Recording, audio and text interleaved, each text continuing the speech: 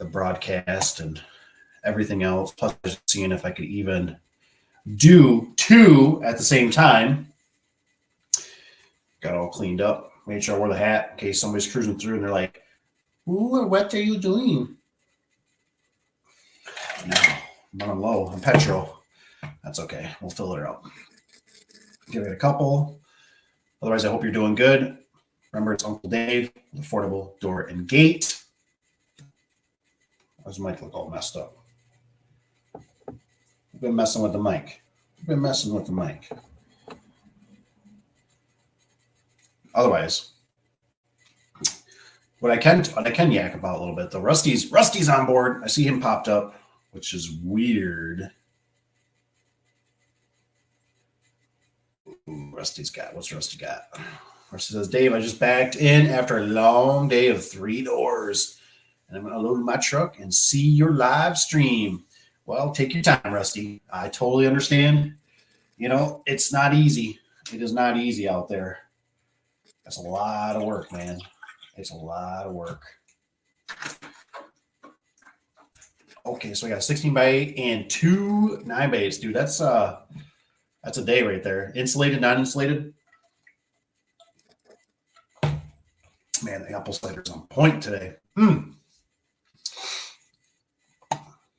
Non-insulated seem like you can whip them around a little faster. Rehooks are pretty nice. Plus, I'm kind of curious of what Rusty hooked them to. Were they like Liftmaster, Chamberlain, Sears, Stanley? We got 2 of these going. So it's just interesting to kind of watch it. But I think I was thinking of a guy from the UK. That's funny. I just said UK. United Kingdom. Ukraine, though. I don't know. Is it, I don't know how to say your name. Is Rabik? What do you think about the war? I'm just curious of what you think. What do you think about the war in Ukraine? I think it's kind of a proxy. It's probably a proxy war. I keep hearing rumors that China might do the Taiwan. They might go after the Taiwan. But you let me know. Or you guys, anybody let me know. What do you think about the Ukraine war? Wasn't North Korea or something just got more troops for China or something like that? I kind of backed out of it for a while. I'm just starting to get kind of into it. Ooh. Hey, man, I tell you what. Clope, Bridgestone, 18 brother. I started 18. Rehooked Liftmaster. We got material. 5289, 15. Dude, if I was making that kind of money, I would definitely take a week off. I would definitely easily, I would just do one job. I'd do a job like that a week and I'd be done. Rusty's guy says, "I care less about the Ukraine, Dave. I got garage doors to do and money to make." Mr. Tony, I'm glad you stopped in. It's kind of a bummer because I know Tony, it's really hard to do. I was like, man, if we could make a hat, you could send it to me. I'd wear a hat. It's got how to find Papa Tony. And what else was I thinking? I'm curious. I was watching your tester thing, which I think was great.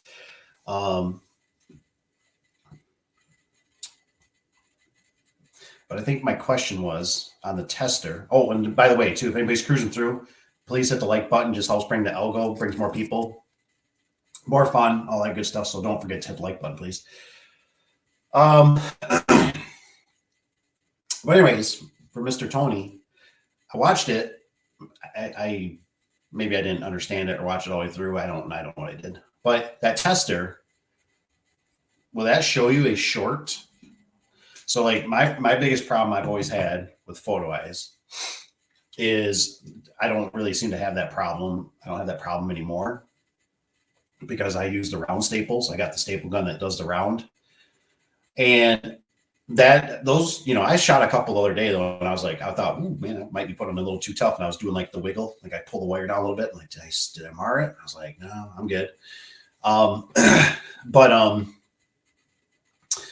I've had it where it's nicked, right? And obviously, well, I guess obviously makes a connection across. That's where you have the problem, right? Or I've shot it between. I've had that happen before. That's a boo boo. Shoot it right between or right on the wire. Break the wire. That's a son of a biscuit. But I've had it. I'm sure some of you guys have had it too, and probably Papa Tony. Oh boy. And another stream down. He says, "I'm here." That's crazy. I don't know what's going on. Like I said, I'm playing around here. But on that photo, I've had the old LiftMasters, right? Chamberlain.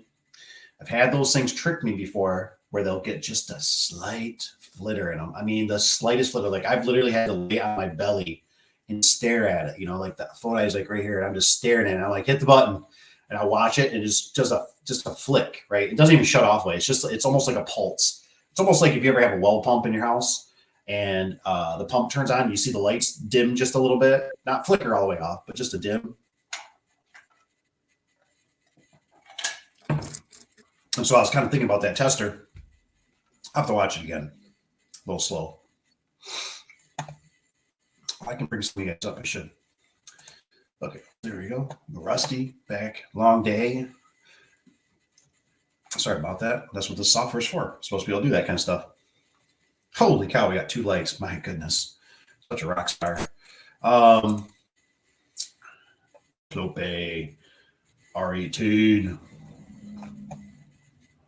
Rehook. Ooh, the 3265s are still running. Oh man, those were my babies. I love the 3265s. God, I love those. Those are good days. I've been watching. It's kind of funny. Maybe some of you guys also watch like what is it, like TFL Truck? And I feel the same way. So I'm glad there's like these videos coming out that I feel like I'm not alone, because I tell you what, man, the car manufacturers, they just seem like they absolutely suck right now. And even the Car Wizard was talking about it. Even Scotty Kindler's talking about the new Toyotas having problems. It's just so sad, but this is where we're at. We can't make good stuff right now. It's just like, ugh. And I feel like these openers are like the same way. These new openers were like the 3265. That was my baby, man. I just had like 0 callbacks on those. I mean, you'd have to take one hell of a lightning strike, like basically fry the wires, and it would get zapped. Rusty's got his multi-million there. He should be able to take the rest of the week off. Let's say Wednesday. Got garage doors. What's up, Tony? Tony, I feel like Dave just stopped at Menards and bought me a Menards door. Had to open it up and check it all out before I left the building. Yep, I know that feeling. And it's sad too, because I pretty much think all manufacturers, except for the service panels, I haven't had those ones yet. I'm not blessed in that glory. But like Wayne Dalton, and there's other ones. I tell you, sometimes, I mean, I was getting so irritated. I was like, I was going to build a wall inside the shop, and I was going to stack the whole door, like put the whole door together and tear the whole door down. I mean, could you imagine how stupid that would be? I mean, how much time and everything that would cost? But I was just getting so irritated. It was like, I honestly feel this way. This is honestly just my opinion. I do not like surprises. I absolutely despise surprises. Despise them. You know what I mean? Because I feel like in the business, that's how it's like I'd go to the job site and I'd be missing something of a flag bracket. I'd be missing something. I knew like the certain things I'd always check for typically, drums, rollers, end bearing plates. But those darn sneaky little flag brackets, the ones at the top, those ones would do the Houdini. And God darn it, man, I was so irritated sometimes. Get to the job and, and it's like when you talk to your vendors, right? They're like, oh, there's no problem. You should just carry an extra hardware box. There's no problem. I'm like, dude, I'm driving Ford Rangers. I'm like, I deal with AMAR, I deal with Clopay. You'll say like how many I can't, my truck is it's already low rider. You know what I mean? Like it's low riding. I can't fit any more things. Can you just like please do quality control and make sure the stuff is right? But I get it. I get it. Be at the store checking everything out before you leave. Say, take this one back to the shelf, boys.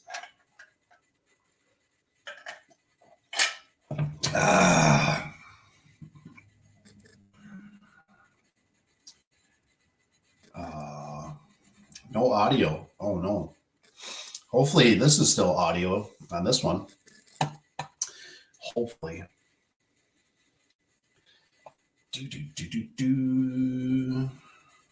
It's better, but cutting in and out. Ooh, dang, man. What's going on? Somebody's sucking up the internet.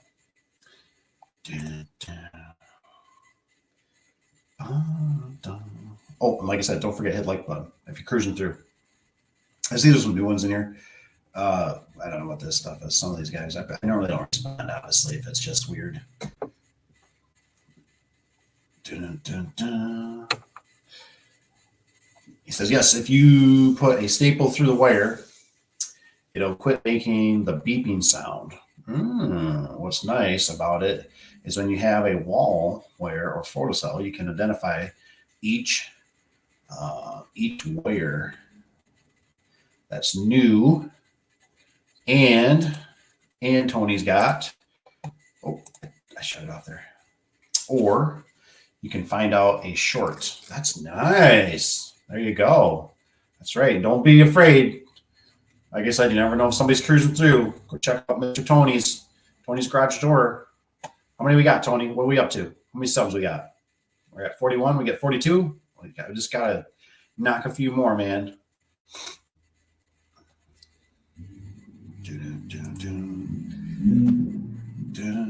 What's up, Jay? Is it Jay Raps? Says hello. Hello. Is it Eddie? Is it Eddie Plays? Says hi. Hello. Welcome. I hope you had a good day. It's hump day around here in the States. Wednesday, I believe. It's a Wednesday, right?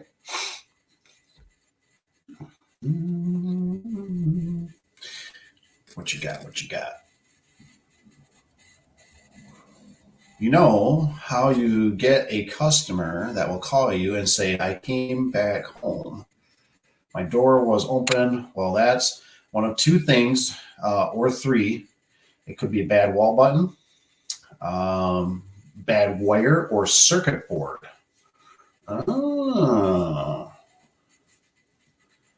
You can eliminate it being the wire. That's really interesting, Tony, because I've never. I don't think I've ever had problems with a short causing a door. Now, obviously, I remember the light bulbs because me and light bulbs just don't get along. I remember the light bulbs staying on for 5 minutes and kicking the door open. That was a big one. I mean, I'm not doubting it makes sense, obviously, if the wire's shortened. But I don't think I've ever had one. Or the circuit board, I don't think I've ever had one either. Maybe, Tony, is there a particular model if it's a circuit board? Are you talking the circuit board on the wall button? Or are you talking the circuit board like up on the unit, the head unit? I'm just kind of curious because I don't think I've ever had an issue with those that I can quite remember right off the top of my head. I just remember the light bulbs. Light bulbs were a big thing, kicking the door open. I tried it yesterday with one of the new Chamberlains. No, it was a chain drive. I thought, well, maybe it's a cheaper model. So I thought, well, maybe it was a box store. I don't know what store she got it from, the Menards, Lowe's, or Home Depot. But I did the whole touching the wires together. They wouldn't do nothing. And I was freaking out a little bit because the little wall has actually almost like a doorbell, but it's still got that circuit board in there. And I was freaking out, man.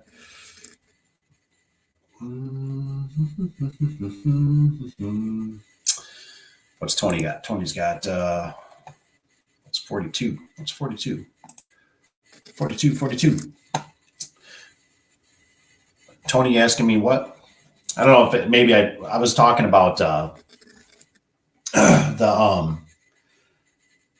if you said it's a circuit board, okay, so okay, here you go. This is the power head circuit board and a lift master. Okay, okay. That's interesting.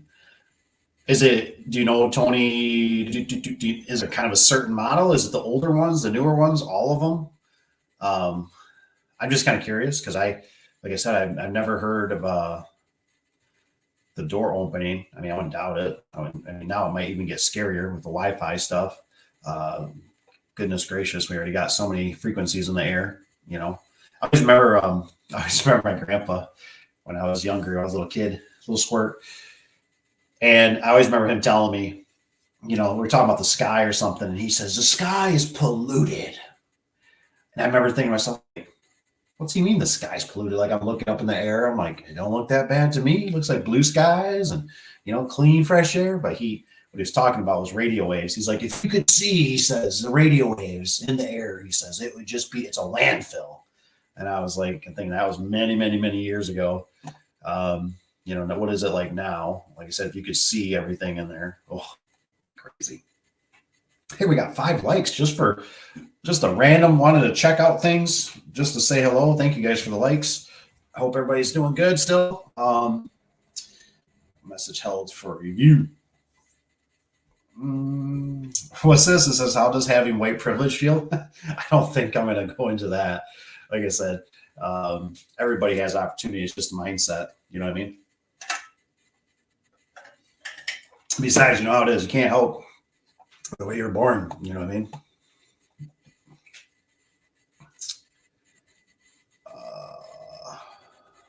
Oh, sorry. 42. Got it. 42 subscribers for Papa Tony. He's going to get there. Just a matter of time. Everything, I ain't gonna lie. Everything just feels kind of slow right now. I just feel like in the back of my head, camera, focus.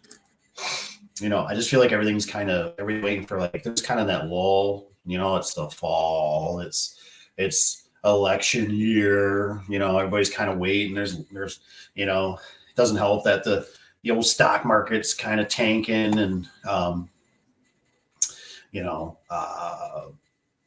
all kinds of other stuff going on in the news.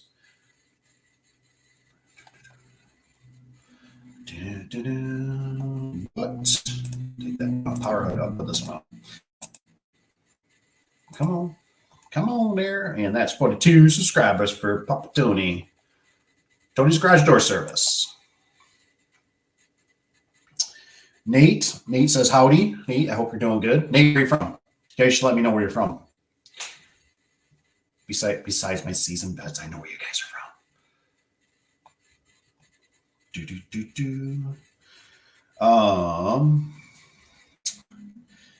Oh, somebody look at they said I'm their favorite transgender YouTuber. What a compliment. Oh. No. Tony's got no, that's just a common thing. If you do new construction and the wires are hidden behind the wall, I thought everybody knew that. No, I never, I got lucky that I'd never had too many problems with new construction. We never done a lot of new construction. I don't know if that was just kind of fear. We don't really have that much around here, and those guys get pretty settled in because what was it? We had, when we first started out, there was a huge, I forget what it was called. I think it was I don't even remember what it was, West something or whatever. But anyways, I remember wanting to get in with these guys. I mean, they were just doing huge subdivisions, right? I mean, they're running SUVs, brand new trucks, brand new equipment. I mean, just you're like, oh my gosh, they are doing something so right. And they got so many houses. And then to come find out through my buddy that passed away that did garage doors, he was like, they were the worst customers. They wanted it done for cheap. He says he said they'd make them put the garage doors in without backfill. So it'd be he said, we had to go off extension ladders. And I'm like, screw that. He's like, yeah, we had to put bolts in the bottom of the track and then stack the door. I was like, no. He's like, yeah. He's like, that's how they were. I don't know if that's the way they get a check cut to them. Uh, I see Tony says somebody's blowing you. Love it. That's okay. I need it. I need it, Tony. You know it. And so and then when we went through the whole like 07, 08 stuff, man, it just it went down so bad. They went bankrupt. I remember the houses were foreclosed on. I heard a lot of guys. I think we lost about 3 door companies in our area that were all in with new construction. That was their big thing, and they didn't get paid, so they got burned really bad. They went under.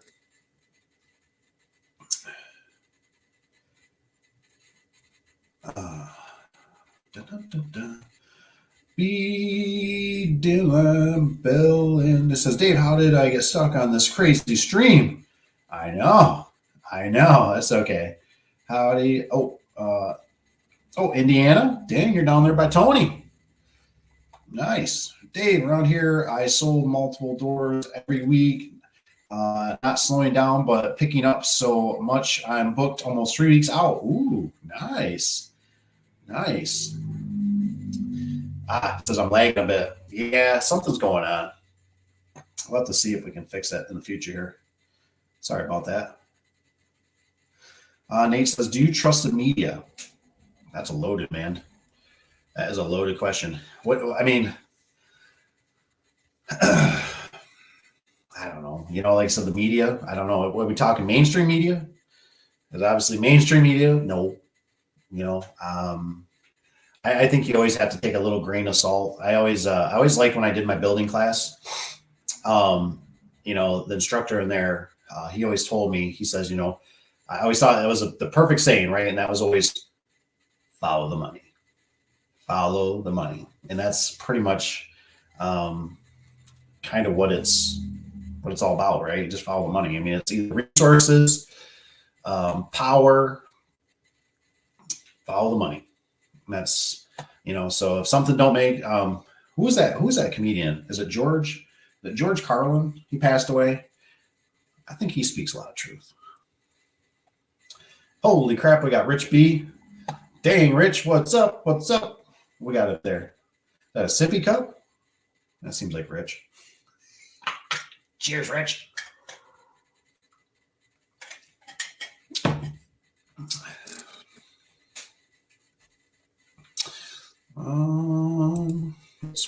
What's Papa Tony got? Garage door service. He says, yeah, I don't see any of those texts where there's a guy from Indiana.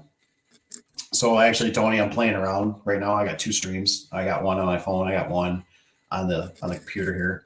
So he's on the other stream. Like I said, that's why I was just doing a little test, playing around. It's Wednesday. Dun, dun, dun. Hey, we got Mr. Evan. Was that Tony? Were you making that one? You got a little short for Evan. What'd you call the beatdown? The beatdown swedge. I used to beat those things down too when we first started out, but now you got the swedge tool. You got a swedge tool, don't you, Tony? The nice one, the crimps for making your loops at the bottom. Dun. Tony, let's see here. What is that? Is that a sippy cup? I think he gave me a sippy cup. Evan says, hey. He said, what is that? You should Google, is it GTV Fly or something? And you'll figure out where the money leads. That's interesting. Huh. Maybe I'll take a little screenshot of this one. Just maybe so I got something to look up tonight.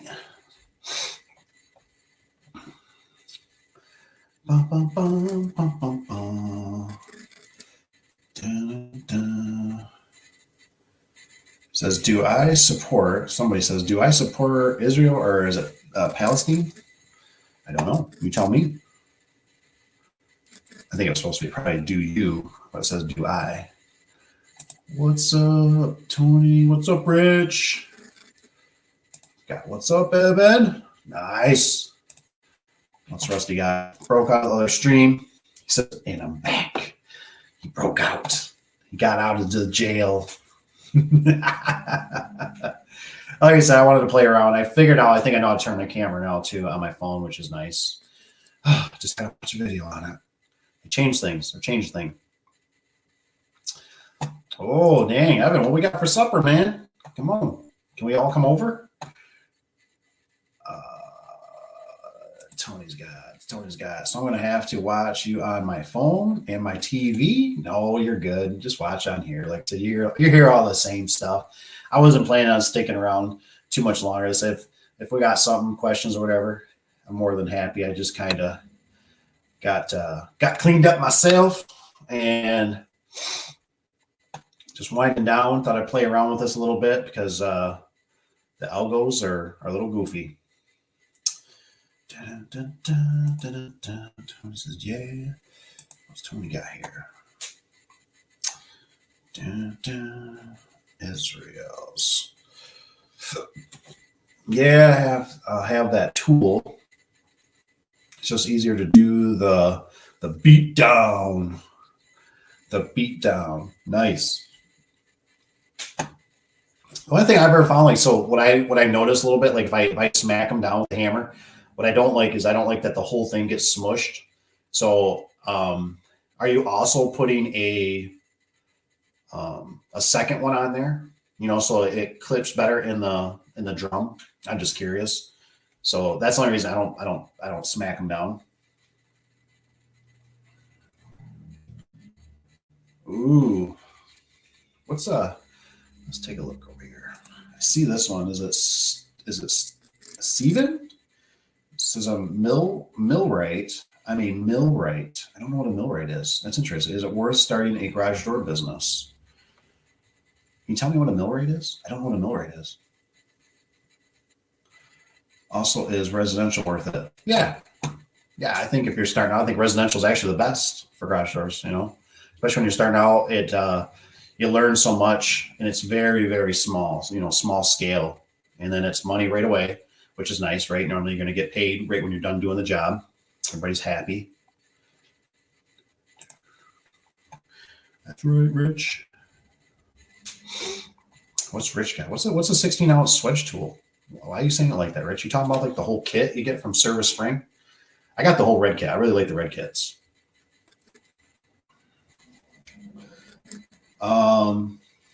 So industrial mechanic. Industrial mechanic.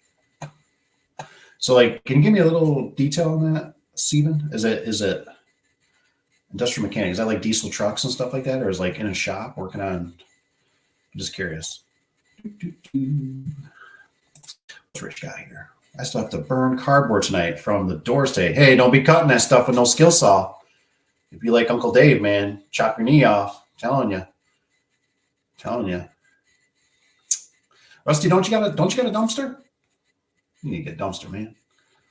Get yourself the 6-yard has worked really good for us. The 4-yard, too small. But the 6-yard, perfect. I think we pay $425, something like that, $426 for 3 months. Nothing special. Chicken. Nice. That sounds good, though. Good for you.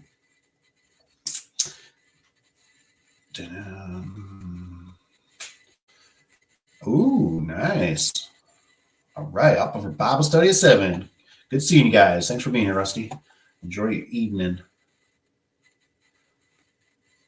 Ooh, what's this guy? Guns out. Ooh, watch out. Neighbors are going to be calling. Tony says no. That costs money. That's right. Those things aren't cheap. Gosh, they're like, I don't know what they run nowadays. Aren't they like, I think when I was buying them, they're like $300, $400 for the kit. I just like that everything was in there. They got their trays. But I tell you what, if you if you tip that puppy up without that flap down, what a mess those things make. What a mess. What a mess. It's almost like a lot of times when I'm working with guys, I'm always like There's like certain things, just like my nut and bolt bin, like don't touch that. My swedger tools, don't touch that. When I put it on the ground, just leave it there. Like, do not touch it. I will do it because I'd rather be me picking it up, because I've heard that too many times in the background. And it's like, son of a, it's like, oh my gosh. And that is just a nightmare to clean up.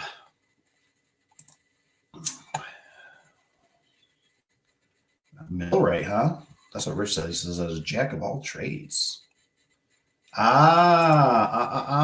okay, I got it. Rich has got here. He's got 16-ounce tool is a hammer. Duh. Sorry, real slow. That's pretty sweet. Let's see what's over here on this other one. Is it Steven? He says it's a is it a ticketed trade, very broad. Anything from hydraulic? Okay. Well, just kind of like what Rich was saying. Conveyors, augers, pumps, motors. Fixed quite a lot of commercial doors. Thinking of going on my own. Ooh, interesting. You know, man, I tell you, it's, you know, it's just one of those things. I see Rich is on here. Rusty, I'm sorry. He said something on here. He goes, we got a dumpster. He says, but fire is free. What you need to do is get yourself a wood boiler or a fireplace, and then you can heat your house with it too. But anyway, I'm sorry, I'm probably pronouncing about, but with Steven,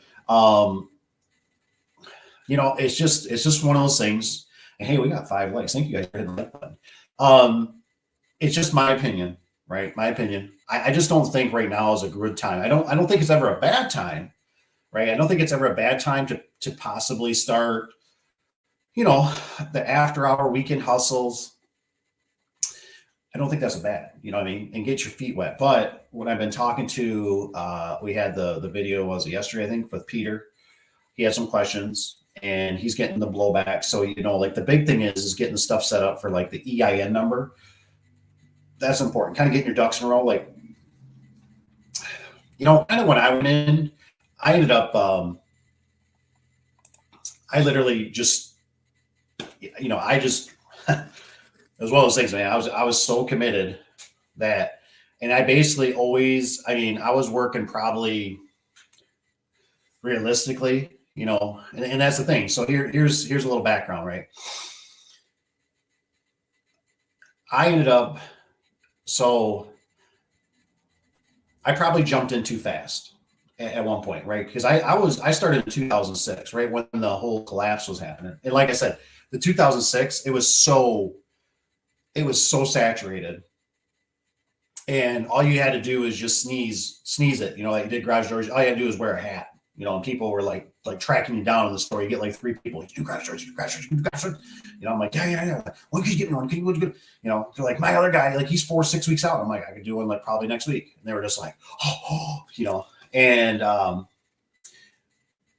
we were about the same. We were about 50-50. We didn't have as near as many customers, but we, then the collapse started happening. I remember I was watching the stock market every day, stock market down, stock market down, stock market down. And it was amazing to me. What I learned through that was that the residential people are the most scaredy cats of scaredy cats, right? They just, not that it's wrong, but it's just, they automatically shut down. They watch the mainstream media, watch the news, and they're just like, the world's ending. Oh my gosh. You know, and like they don't spend any money. So we ended up, like I said, we were kind of 50 commercial, we were 50 residential. And then we ended up, the residential just died off. I mean, it just completely died off. But the commercial stayed in it longer, right? Because a lot of the stuff was already planned or being built. It was already in the midst of, you know, red steel and buildings and roofing and stuff going up. So that buffered us out for about 3 years. But about within 3 years after the collapse, kind of in the 07, 08, you know, you started seeing the commercial starting to catch up. Like the one place we worked for was Herman Miller. They make office furniture and stuff, big outfit. And I remember, you know, we used to go in there all the time, and there'd be maintenance guys just sitting there, like 6, 8 of them, you know, just sitting in their little booths, little cubicles, just playing video games. And I was like, what the heck are we doing here? Like, look at these guys. And at the end of that 3 years, right, there was like now down to two. One was a seasoned guy, one was a new guy. And guess what the new guy was doing? The new guy was had a drive me around supposedly in the scissor lift. Why he kept asking me questions after questions. And I even asked him one time, I said, like, I said, are you taking my job? He goes, no, I'm just curious. I'm just sitting here on board, blah, blah. And sure enough, we got kind of, he could do our job now. So that building was covered by him now. So, and then it seemed like it took 5 years for the residential to start picking back up. Like I was going there and people were like, yeah, I got to finally get this replaced. And I'm thinking like, dude, this thing needed to be replaced 3-5 years ago. But obviously they parked outside, the car's a lease, and that's why it's like people take care of the roofs before they'll take care of garage doors. They can park outside, they'll use the man doors, they'll put a tarp over their snow blower, lawnmower, things like that. So that's just something. So that's why, like right now, not to see who's the next administration, and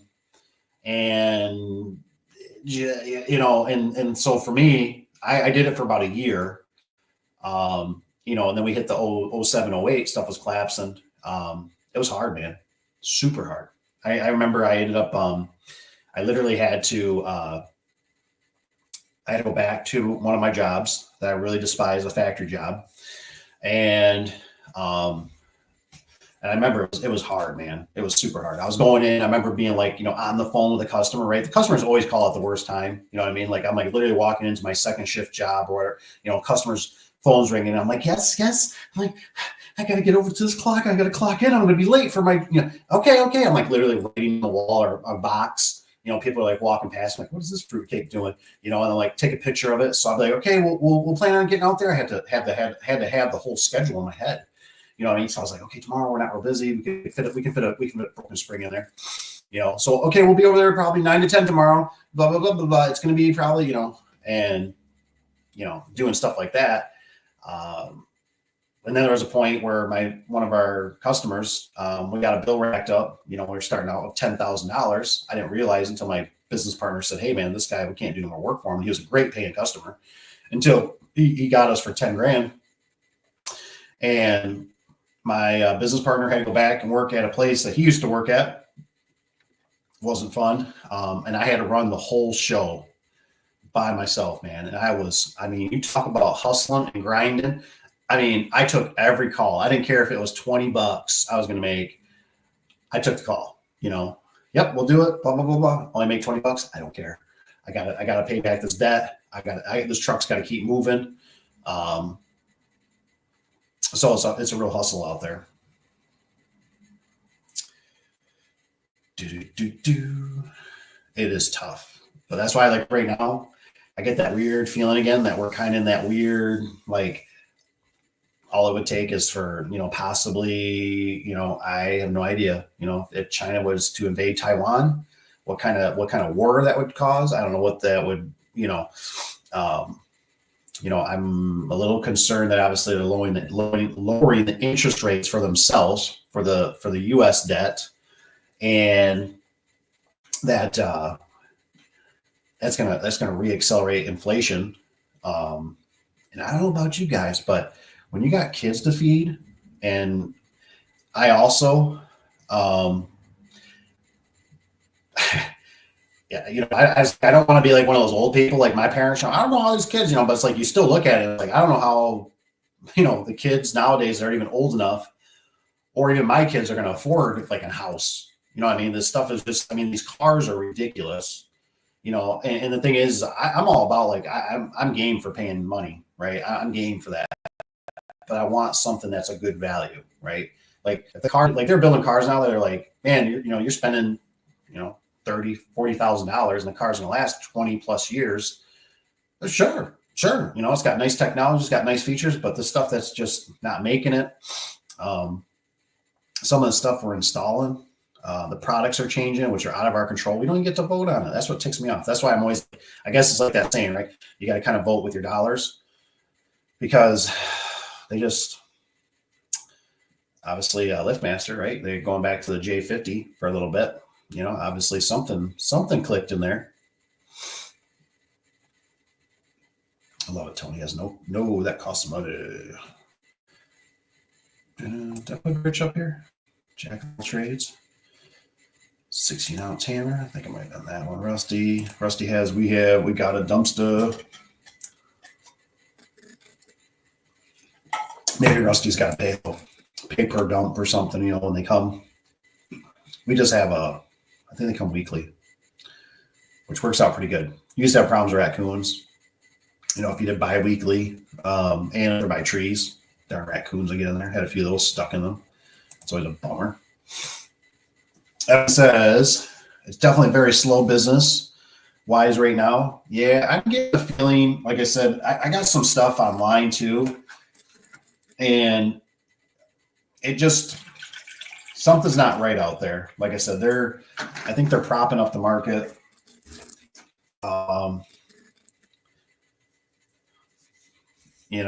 They're just, like I said, why wouldn't they, right? It's an election. I mean, it's always about the economy, stupid. And they don't want to, nobody wants to have a bad track record on their watch. So they're just going to keep stuff looking good for the moment until the next one.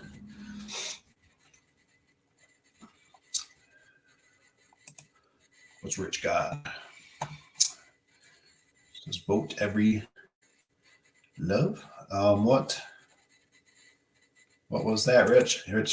Tony says, Rich, what was that? I said, I missed it. That one's redirected. So, like I said, we'll see in there. I hope, like I said, I hope that kind of helps out. I just don't think I would jump. Like I said, it's not that I wouldn't do anything. That's the thing. It's not that I wouldn't do anything. I would start getting, I'd get my EIN number. I would start looking at, talk to your, what your insurance just to see, but residential, you're not going to really, you don't have to jump into it. If you're doing commercial's going to want you to have $1 million coverage policy.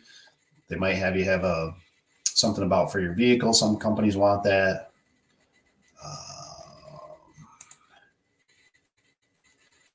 I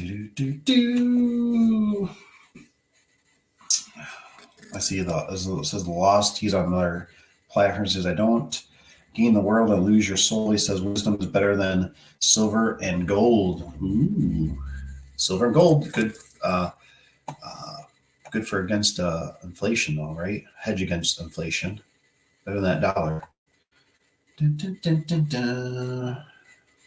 Ooh, Evan says, I'm on track to buy a house within the next couple of years, but I still have to live at home for $100 a month because rent is ridiculous in Cali. Yeah, well, Evan, I'm kind of glad you brought that up because just remember, so you're not the only one. I'm not gonna point them out, right? But I got family members, nephews, right? I got nephews. And they're great. What do you call them? Is it Bella indicators? They're great because they're at that age, right? We're talking anywhere from like 18 to 24, and it's I tell you, it's I don't know. I don't even know how to explain it, man. It breaks my heart because some of them have served, right? And I feel like some of these people, these people have served, right? They should have, you get out, you should be given at least a small house. That's the way I look at it. You should be given a small house. You should have damn good health care, and you should have enough money to come out that you can buy a pretty decent, nice vehicle, right? I've watched Top Gun, God darn it, and, he was living high in the kite there, I'm just saying. But I've seen some that have left the nest. Some have come back, and and I hear what their rent is, and it's just like what rent is, and then by the time you try to buy a house, and then like what makes me always nervous about the whole situation is obviously like there's some things like obviously you can fight it, but how much time do you have? It's kind of like, to me, it's always like trying to fight the IRS. Yeah, good luck. They can just print as much money as they ever want. Good luck. You're better off just paying the fees or whatever and move on probably. But you look at it and I just go, property taxes, you can't control, right? It can go up, well, your neighbor's house and everything else and blah, blah. Like, it's ridiculous to me that the fact that obviously if you make improvements to your house, we want that right away so we can, up your tax value. Insurance is getting bonkers, both home and car. So there's a lot of things that are rigged against you. Sometimes it's like that whole saying, right? Less is more. So just something to think about.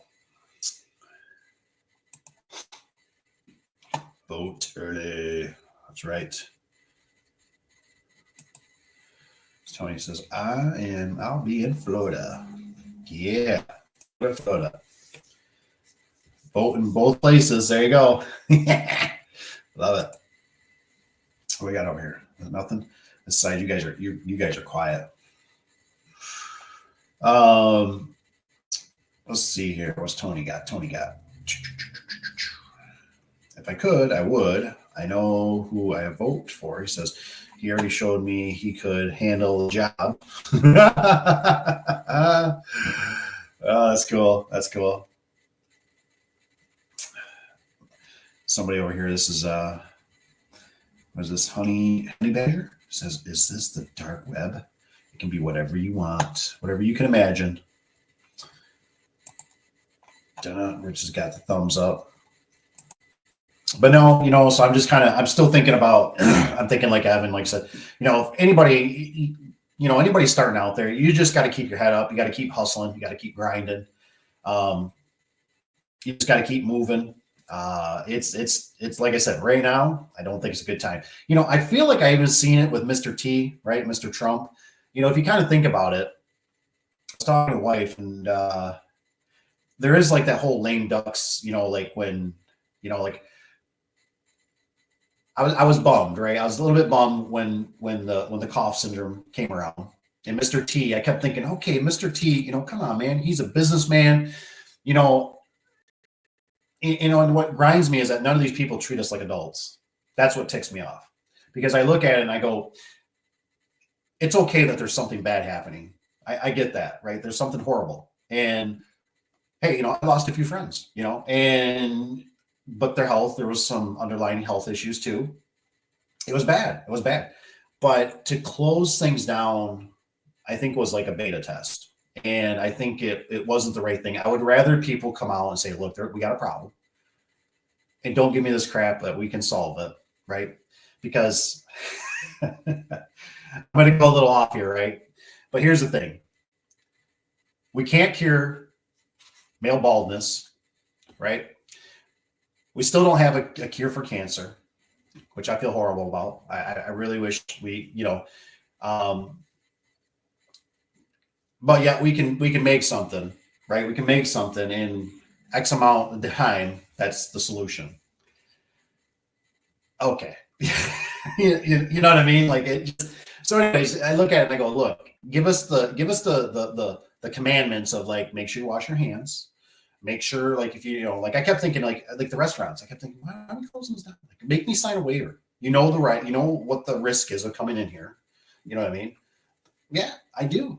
I know what the risk is when I go to Cedar Point's, and I read the ripcord, right? They make you sign a waiver that if the thing breaks or you sling off it, you die, you won't sue them or whatever, right? I mean, yeah, I got it. But it just, boy, it threw a real wrench and stuff. You know what I mean? It was horrible. And I hope it's like, now it's like, what's next? What's next? Oh, how often? Never. That's right. Rich is exactly right. Cancer is a big business. It is. I mean, you think about it, right? These hospitals, how big they get. And that's why I think it still holds true.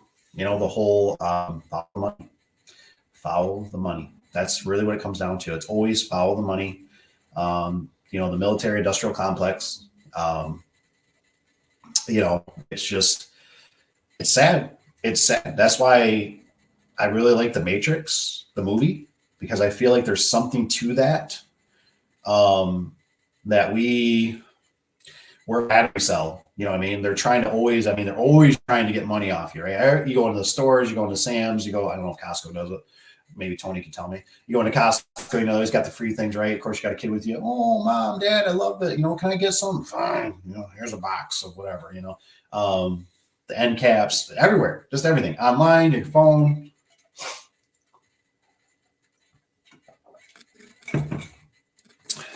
I really think what's going to happen, I could be wrong. I could be wrong with this. I think what needs to happen, to be honest, is I think we need to go back. Well, I think it was only, what was it? Like somebody said, like maybe 50 years ago, maybe 100 years ago. You know, basically everybody used to be a farmer. And, you know, everybody pretty much grew their own food. And I think we're going to have to go back.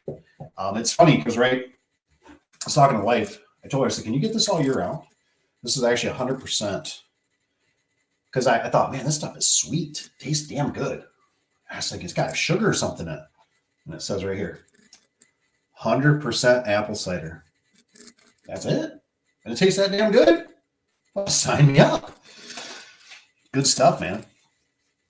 But you got to remember, right? A lot of stuff we're eating and stuff is poison, you know. So I always like the one ingredient, and I'm guilty. I'm not a saint.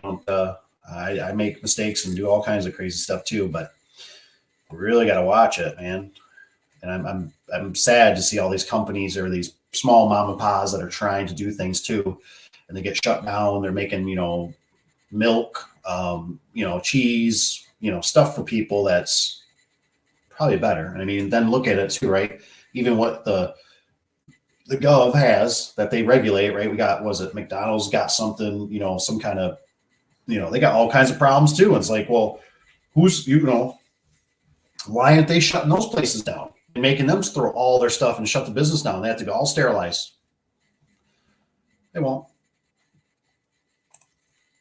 Drug companies, they make millions off kickbacks. I had a guy that used to work for me. Oh, Tony jumped on. I see his other one here. He's asking Nate. I think Tony, he's trying to find himself a worker. I forgot what I was going to say. The big companies. Oh, so I had a guy. That's what it was. I literally had a guy that used to work at the hospital here in town. And so I always kind of quizzed him. And I was like, hey, what did you know? And he said, well, actually, he said that I loved how he kind of described it. He goes, so this is kind of how the hospital works. He goes, maybe the doctor believes in Tylenol. He says, but the hospital only sells aspirin. That's who they have a contract with, whatever. So he has to prescribe everything as aspirin. Even though he believes in Tylenol is better, he has to go with aspirin. And I was like, that's a very interesting way of putting that. I can, you know, so he said that's sometimes what they run into. I know they get kickbacks. They get all kinds of weird stuff.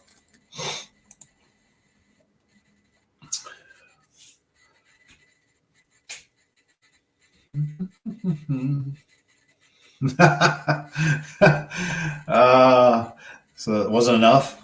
Evan says, might grab a McTrump's. Yeah, that's funny, dude. I love it. Boy, they are eating that stuff up with him doing that McDonald's thing, huh? Man, they're eating that thing up. I just started Lord of Wars. I didn't ever watch much of that. I think that's my wife's her side of the family was into that pretty heavy. I should catch up on it. I don't know. Are they still even doing the Lord of Wars? Dun, dun, dun, dun, dun. That's right. Rich's guy. Just stay away from the quarter pounder. Oh my gosh, that's funny. I love it. I love it. Oh, what's it got? Ooh, this is blurry. What do I do? I'm not a doctor. I can't give you advice on what to do about your eye if it's blurry.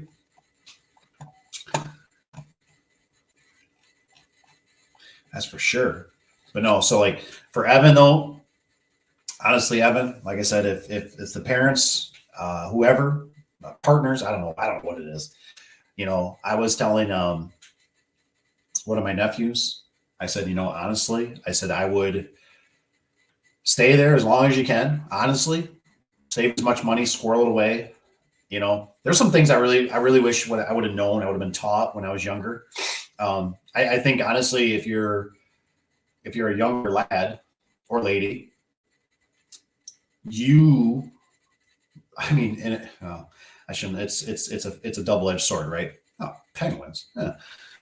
Squirrel. But anywho, I mean, you're fighting a lot of demons out there, right? Your inflation, things have gone up, but like I said, if you can stay and squirrel the money away and probably try to invest some of it. See, I wish I would have done more investing from the get go. Dividend stocks.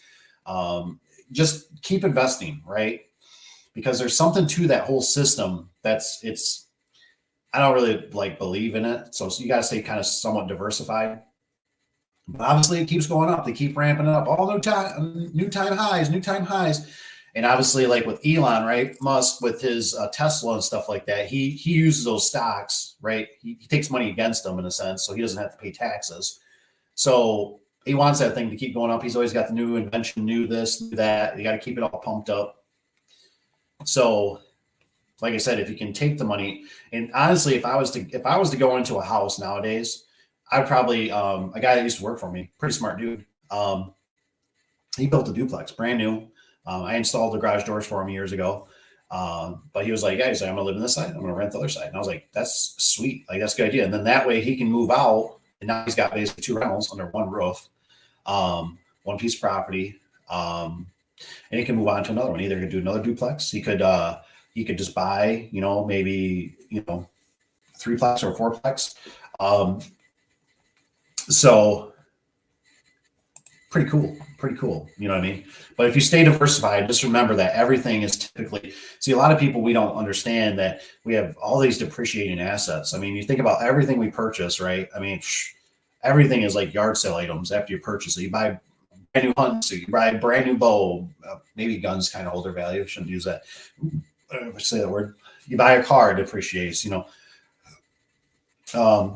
carpet, the furniture, the clothing, appliances, right? It all just keeps. Now there's certain things you can do for tax advantages and stuff on that, but you got to know it. But like I said, if you can invest, be smart, don't get into debt. I know there was a gentleman, I'm not going to name him, that was reaching out to me.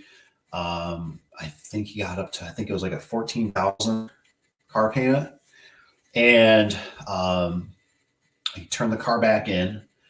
And he was saying that it's not off his credit yet. And I said, well, I told him, I said, the long story short, you said you probably should pay it off. But see, you're getting that weird fudge factor, right? Because now if you start paying it, what if they don't start showing it? You already turned the vehicle, supposedly they're gonna erase it or take it off, not go after them. But that's a ding against your credit, right? Your credit is, you got to really work on that credit, and and it's really hard, especially when you're young. I did it, right? I think a lot of us do it. You got to remember to just remember those things they're just toys, right? They're depreciating assets. I had the same thing when I bought a house, right? The banker, it's the biggest asset you'll ever buy. Biggest asset. The damn thing never puts a drop of money in my pocket. They always need a roof, they need windows, the driveway needs to get fixed, the plumbing, the hot water tank goes. Asset, it's the whole Robert Kiyosaki, right? Rich Dad, Poor Dad. Does it put money in your pocket? Or does it take money out of your pocket? So you just got to be kind of smart about that.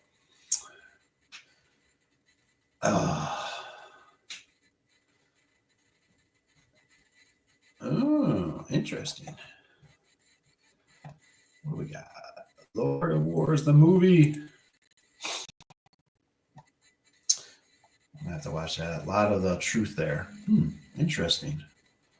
I have to watch that. I don't know if I might have seen clips, but not the whole thing. So thanks for bringing that up, Rich. Yeah, no kidding. Is it Pelosi? Yeah, follow her. You'll be set, no doubt. no doubt. What do they get? Like a 22-day or 23-day like head start or something before they got to release what they changed or done. The system is so rigged. So rigged. But honestly, it's kind of sad. I don't know if people ever, it's weird to think about, but do you really think, does anybody really think that the country will ever change in a sense, kind of for the better? Because obviously these people are working for themselves, right? They're not working for the people. They lie to us. They, what I think about is how many people, right? It was amazing in a nutshell, how many people, complied, right? We had to wear diapers on our face. Now, don't get me wrong. I had to go into certain places, right? Just to get in, just what I had to do for business. But, it was really sad where it was like, and they were just, man, they were pummeling people, man, the restaurants. Oh, so it's like, if they can do that and people won't just like, could you imagine if we seen like 3/4 of the people were like, yeah, this is like, I'm a grown adult. Like, you ain't gonna treat me this way. Like, I just kept thinking, what if they tell them to like, that your farts are contaminated and you got to wear a full size adult diaper? Like, how many people would do it? That's why I kept thinking, how many people are going to do it? Don't mean to get political. I don't know. I was planning to buying a plot of land, buying one Amazon prefab houses, build detached garage, then sell it and get a real house. Ooh. So that's pretty cool. That's pretty cool. There's all kinds of different ways, I think for you, Evan, like I said, I'm not a Cali person, but I know it seems like they are very stringent. So I don't know if you're going to try to move out of that area. I think one guy, I think they started cracking down on this a little bit too. One guy I knew over there, he was following a motocross guy. And so they were stationed over there for quite a while, a couple of years or something, but he was doing a boat. He did a boat. And I thought, that's pretty cool. He says that way he only had to pay to hook up to a buoy or whatever. And you didn't have to pay taxes, things like that. Now that's with the weather and if your life can accommodate it. But you know what the beautiful thing is? Oops. My battery is dying in this. Is, the beautiful thing about it is that, when you're a young man, I mean, you really are invincible. You know what I mean? You bounce back so fast. It's if you start getting tied down, like with the ladies can do some stuff to you. And especially if you get one prego, things change, man. Things change. Not saying it's the end of the world, but things change big time. You got responsibilities. But one of my nephews, I kept saying, I told him, I said, man, so we got a hunting property, right? I could live up in that thing. Like, I literally could, and so the property taxes are pretty cheap. There's a lot of land. You probably don't need that much land, honestly. Cause there's I think it's about 50 acres and it's, you know what I mean? But you got a well, you got an electric pole, you got a heater. It's got a roof over the trailer itself. So it's protected. But you can live really frugal. Now, the problem that you run into is your travel, right? So whatever you're doing for work. So if you can find like a local, whatever, work for a local door company or Amish or whatever, keep your travels down, right? That's one thing too, that when you're young, people seem to forget about is to travel. I was one of them, right? When I was young, it's like, I want to drive. I love driving, right? Well, I'm sure you do, but I remember there was kind of want to make trips, right? I want to go up to the Upper Peninsula of Michigan. And I realized that I was like, I can't do it. I don't got a couple $100 right now for a hotel room. I don't have the money for the gas. So, but when you think about it, right? If you add another 10 minutes onto your drive, that's more 10 minutes that you're not getting paid for your drive, all this kind of stuff, the wear and tear, more chances of getting an accident, blah, blah, blah. So you got to really think smart. That's all. I was always, I was under the Clinton, right? When I was first starting out with the Clinton administration, and it just seemed like the world was on fire. There was nothing you could do wrong. I remember I could walk into a bank. I could basically just, put my hand down and be like, I want a loan. And they'd be like, okay. They'd say, well, for how much? And I'd be like, I want, 5,000. I'm gonna go buy a truck. And or I want 10,000. They would just hand it out like candy. But then there was a time, I had so much stuff, right? I had the camper, I had the wave runners, and then I'm also working that you hit a point where you're just like, man, I can't even use these things because I'm working so much. And then I got to take care of these things. So, if you just start small, real slow, everything, think about it. Like I said, don't make decisions. The first initial, unless it's a super great deal and you can't lose it. You know what I mean? Like when I purchased a home, right? The guy wanted, I think it was 175,000 or something. I ended up purchasing it on a handshake. I got it on a Saturday. He said, if you don't want it, I'm putting it on the market Monday. It was a steal of a deal because everything I was looking at was all 250 to 300. And so I said, I did the gentleman's handshake. I said, unless the bank says no, I said, otherwise I'll plan on taking it. I didn't even have consent from my wife or Tron or anybody. I just made the plunge and it worked out. You know what I mean? It made money. So Rich says, but that's a pretty cool idea about the Amazon. But the thing is a lot of this stuff you can get neutered. What I always talk about. I'm gonna go back to this for Evan.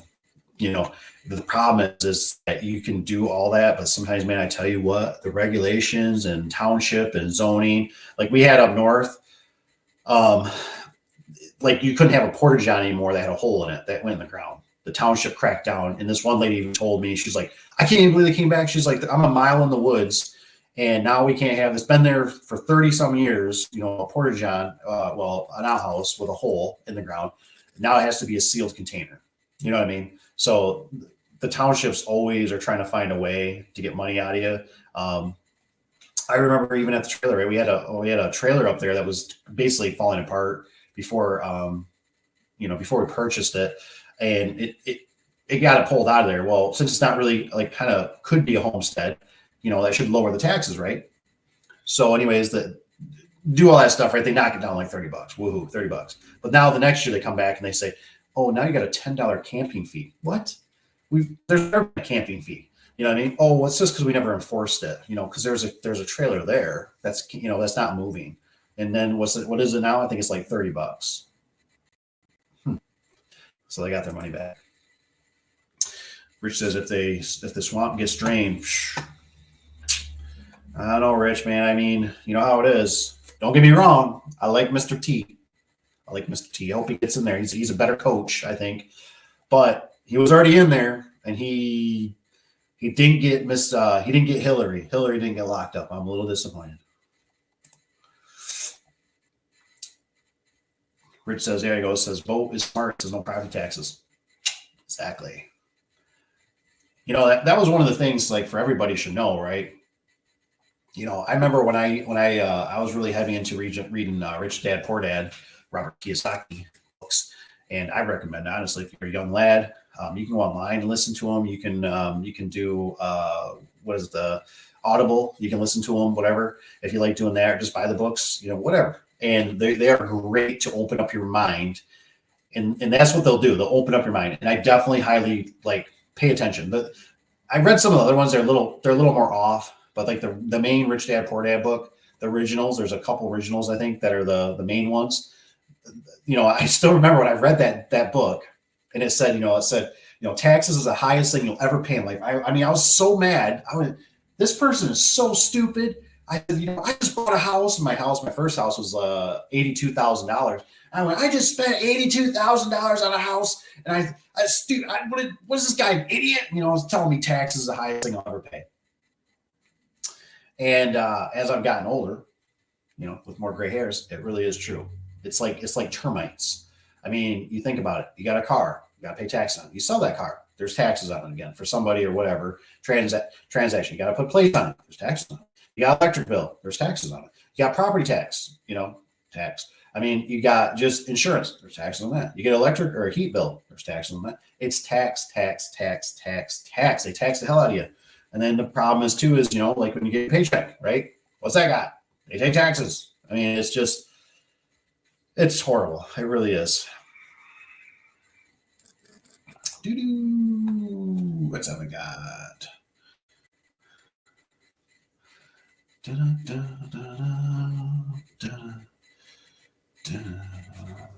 The one thing that scares me about Mr. T returning to Washington as a Canadian close to the border is people in Toronto freak out and reelect Castro, bastard, Canadian love child for the fifth time. Yeah,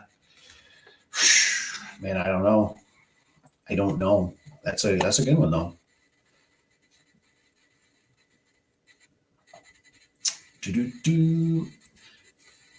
I don't know. Like I said, I'm really just becoming a believer now that the whole thing is rigged.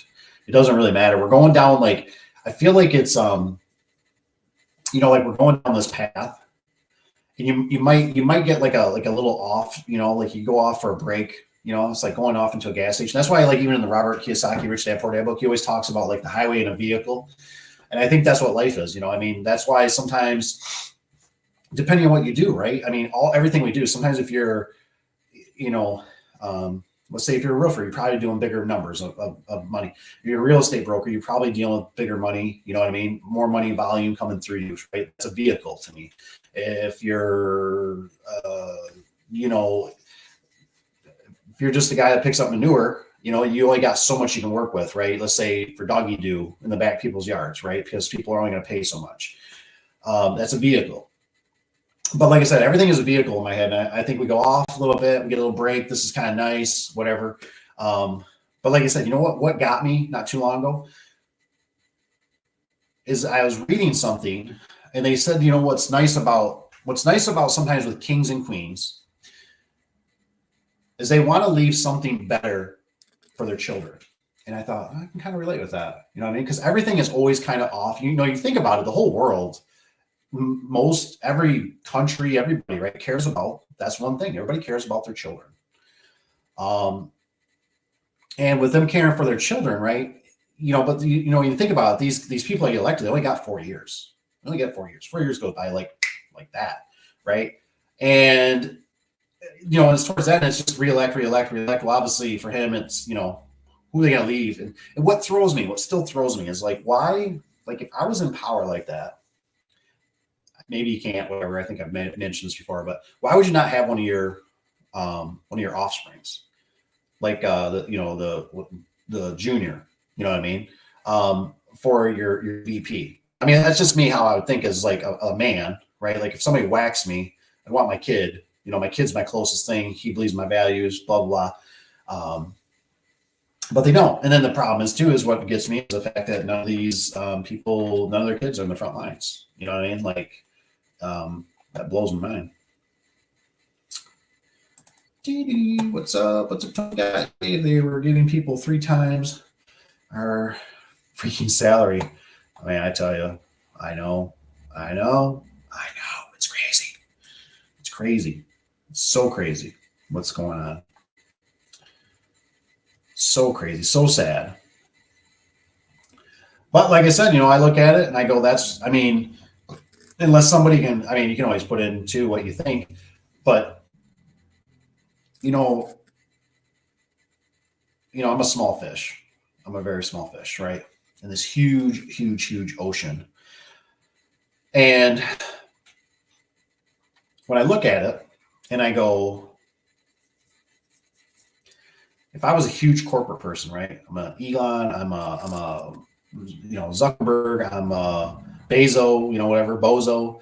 I'm I got could you imagine, right? If you're running Amazon, could you imagine that, like, how you'd want to find like if you could just do robots, you'd be like, I do robots. You know what I mean? Less theft, less not showing up, less problems, sickness, disease, whatever, right? Like, that's how these people think. And so if we can bring in, these other people that work harder, maybe don't complain as much, well, sure. Now, I'm not saying it's right by any means. I think it's all craziness. But, and then if we can get them to vote too, and then, there's a thing with the whole population declining because people aren't having as many kids. And see, like I said, there's something behind the scenes that it's like a battery cell, that they want that more, that generation of the more people, right? Everything is debt. That's why we'll never pay off our debt. The national debt, that'll never get paid off. We live on a debt society.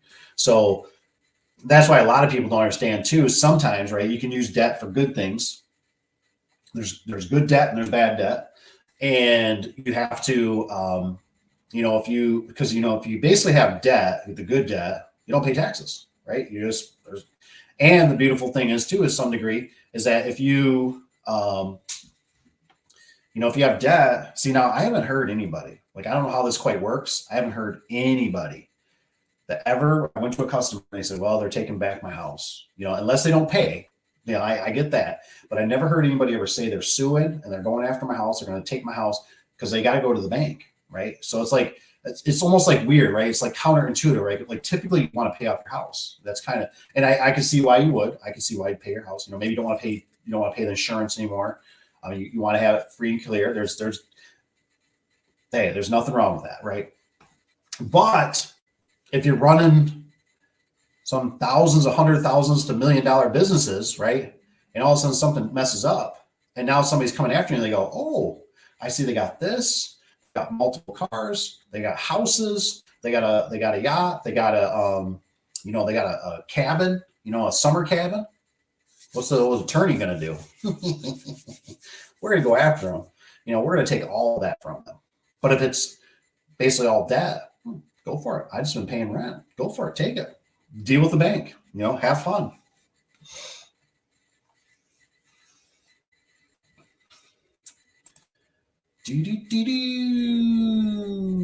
Tony says, if they would been giving me all kinds of money as said at home too, he says, heck yeah, man, I tell you. So he'll be butt in. I get it, man. Evans Guy says, do Americans pay attention to our elections? Like we pay attention to even if we never lived there?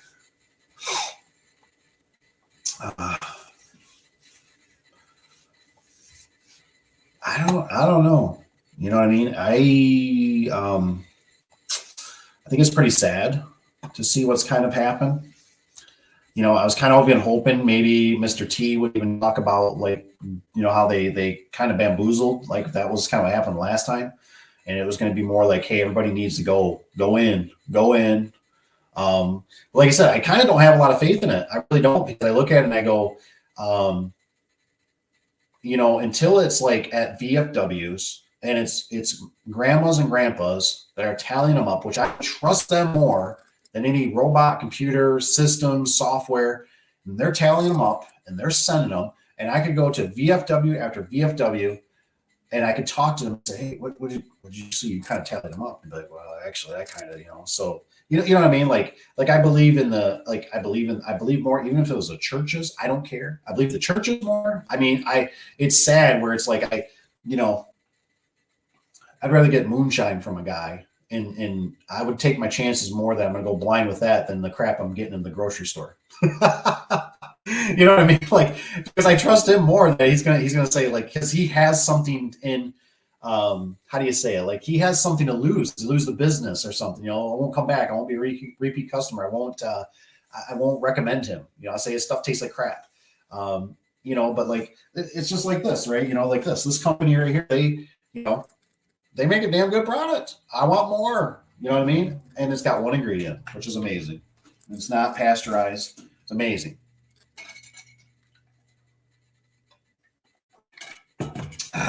Whoa.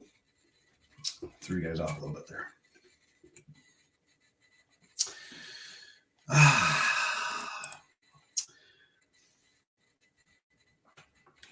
Okay, so Rich says, what's the guy? Says, on your operator today, did you have to run wires? So I did run the wires. I ran them above. I didn't do the Rich B special down the tube. Rich was nice enough to send me some pictures and maybe a video. Was it a video even? I don't know. He showed me how he got it down the tube and how he got it all put together. And tell you, I don't know if you know this, Rich, or not, but Tony didn't know what that was talking about either. So Tony got on board with it too now about how to put it down too. So a great idea. Great idea. Really good idea. Now the question is, maybe Rich knows, maybe you don't. Can you do it down the genies?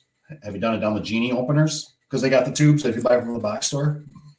And can anybody tell me? I didn't pay attention. I'm so sorry. I haven't paid attention. But can you buy the screwdrivers? Can you buy the genie screwdrives still from the box store? Can you buy them from Lowe's? Menards probably not, my guess, or Home Depot.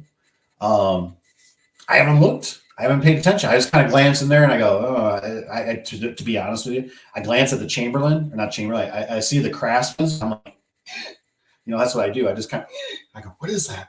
Is that a Guardian or is that a Chamberlain? I go, I got burned on that one job. Like I went, I don't know what that is. Don't use Craftsman. They're in a glut, because I hear somebody, I think they switched back over to Chamberlain versus the Guardian. But what I want to know is, I'm like, can you still get the screwdrivers just right from the box, or you got to order them, special order them? I haven't paid attention because I like me some screwdrivers, man. I really like the screwdrivers. I just feel like they're so universal. I love them. Dang, we even got it. We had 8 likes tonight. My goodness. The one on the phone, boy, it got hit hard. It got hit hard. A lot of weird stuff in there. We had Silly Goose on here. He says, should I order Taco Bell? This one got hit hard. Evans, guys, says Tony, were you paying business taxes when you first got the storage container? Ooh, Tony. That's a question for Tony. Business taxes. You first got. That's kind of it all kind of depends on what you're doing. You know what I mean? Like, you can kind of stay under the radar for a little while, and then you kind of bump up depending on what you do. Obviously, like I said, not legal advice, just some random dude on YouTube. Oh, Evan's got on here too.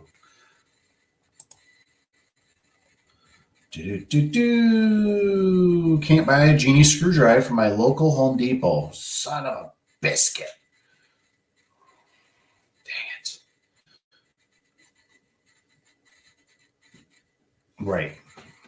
That's a bummer about the screwdriver. So Tony's he says, yes, Evan. He says, I was paying taxes for my business, not in the structure though. So, which makes sense. The townships are all different. So like, for instance, Evan, for us at the shop, we can't have shipping containers there because we're commercial. We're not industrial. Industrial, you can. So we can't have shipping containers. We're not supposed to have semi-truck trailers. We can have enclosed trailers. So there's all these little things, I tell you, that you learn. And that's why I'm, sometimes, out of sight, out of mind. You know what I mean? So if you can be back in the woods, or, you can possibly lease something, as you're growing and you got the money to, that might be a good possibility because, for instance, like I found out, right? I thought this was really ridiculous, right? This is our government hard at work. I put a sign out a few years back, right? I bought one of those flags that says now hiring. And I don't know, 2 or 3 days later, 4 days, 7 days, whatever it was, I get a letter in the mail from the township that says, you're in violation. You're not allowed to have any flags or signs out in front of your building. Oh, okay. And it's one of those things I'm thinking, you crooked bastards. I'm thinking, I'm trying to hire employees in your town. You know what I mean? It's a now hiring sign. It ain't like we're giving free popcorn or, free carnival rides here. And so I had to take it down. And then it was like a year later, something like that. Now they're going to allow you to have signs or banners, but you got to pay $25 for that permit. So I knew there was a possibility I could get busted for putting, like they would consider it something, a signage or whatever. Because I do take a piece of dunnage or an old garage door panel that was damaged, and I would spray paint on it. Right, I'd spray paint the size of a garage door. I put a couple sawhorses out there, and I put a used 16x7 was the most common one garage door out for sale, and those sold pretty good for hotcakes. They sold for a couple $100, $200-300, depending on conditions. But then I started kind of thinking, they might flag me or something. So I put it on a trailer, right? Because it's on a trailer now. But if it's on the ground or it's a sign or whatever, but if it's on a trailer with wheels, hey man, it's on a trailer. You know what I mean? I know they even had something that they never busted me on it, but they were talking about it. That if you parked a vehicle, it had to be in your name. You know what I mean? So stuff like that. Townships are all different. It's just, like I said, nobody's out there typically trying to help you. I can about guarantee that. So you just, like I said, everything you get into, that's why sometimes I like existing homes, because, when you start to build something, even like when I was building out the shop, I had to take a $30,000 loan to finish the shop, because there were certain things, what was crafty about the builder or the inspector, right? He goes, I was young, I was green. And he goes, just put on a piece of paper everything you would want. You know what I mean? How you'd want it, and I'm like, okay. So I did it. I laid everything out, a couple garage doors here, the office here, blah, blah, blah, right? So they took that and they said, okay, we'll give you a permit. We start getting into it. I'm starting to run, I'm getting everything built out. I'm getting to be that point where I'm like, okay, we're good, but I need to start making some more money, doing the garage door stuff.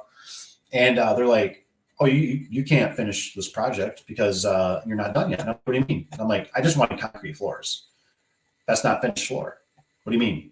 So, nope, it's got to be finished. It's either going to be painted, tile, carpet, but I just want concrete. We're a bunch of dirty men, dirty boots. Like, I just want concrete, easy cleaning. Nope, it's got to be finished. So I had to take out that to finish. The bathroom had to get moved from where it originally was going to be. So plumbing, build out, it had to be ADA compliant. That was a bummer, because where I had it was going to take up very much room. And I remember the neighbor guy even told me, he goes, they made me do the same thing. He goes, how many handicapped people have had come to my place? I was like, I don't know. He's like, 0. And I'm like, oh my gosh.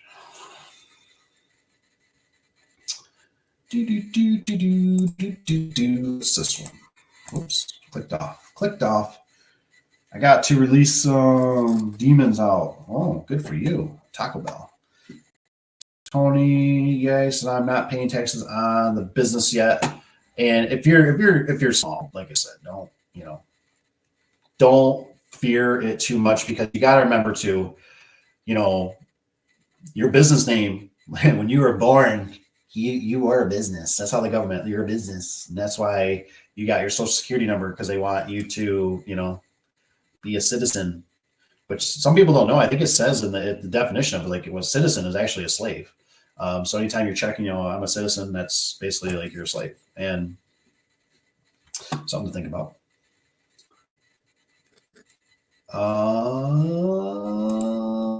Smart structure isn't permanent.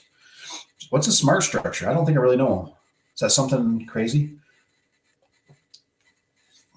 That's why, like, if you can do like I was going to do like some enclosed trailers, because they can't gripe about that, but you get more storage. So like, there was a company that built kayaks, right? And they had a piece of property out a little ways away in town.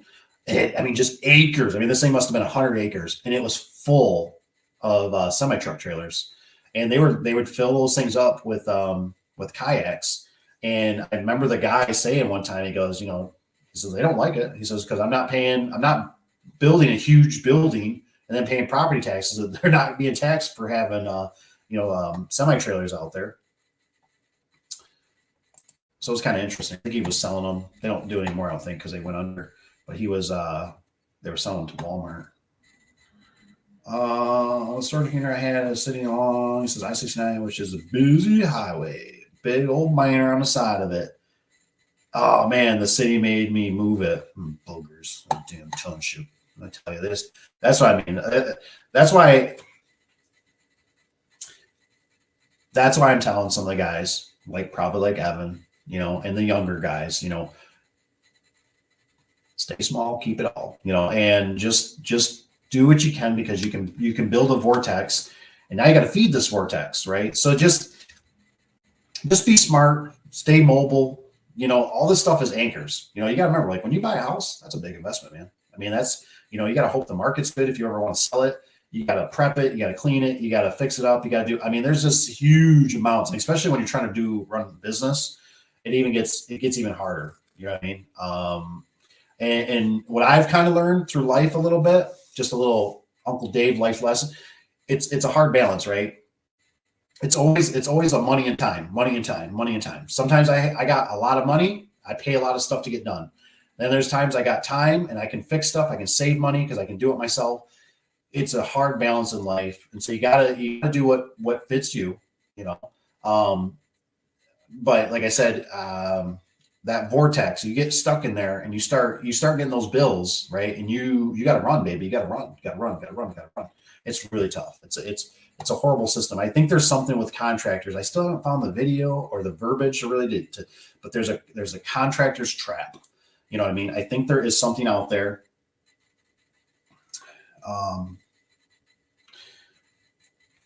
There's something out there because it's easy to, when you're busy, money's flowing, and you're sitting there and you're like, oh wow, I'm spending this much in maintenance and stuff. I need a new truck.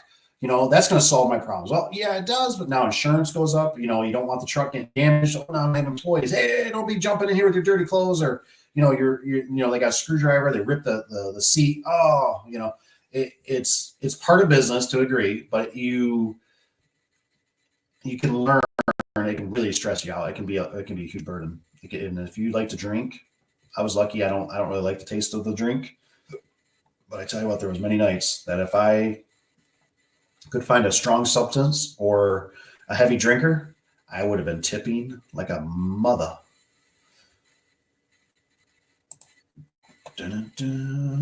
Once they figured out they could text me, he says, once they figured out they couldn't text me on it, they threatened me with a $2,500 fine per day. I love it. I love it. I love it. So, the fact that, this is stuff that just kind of comes up to my brain. And I'm not saying I advocate for it or I always do it or whatever, but that's why, like, sometimes, like, if you do, even if you're doing like the banner sign or something, you might just want to put like, garage door service, garage door this or whatever. No name, which I know seems goofy, but that's because if it gets picked up by the township or something, I know this happened to my brother-in-law, supposedly. It sounds like they ended up sending him a letter. I guess it wasn't as bad as I thought, but they had his sign, and I thought, yeah, well, you know how that works. Like, he goes in there to get his sign, and they're going to be like, you can't have these here. This is a no banner sign type of, and I just thought, like, I don't like that kind of stuff. Like, I don't need that stuff in my life, and I think it's ridiculous for even like for Tony. I've seen some pictures of his setup there. Come on, man, let the guy make some dollars. You know what I mean? Some advertising. It's on a busy highway. Come on, but it's just, that's the stuff it's like they do not want you to succeed.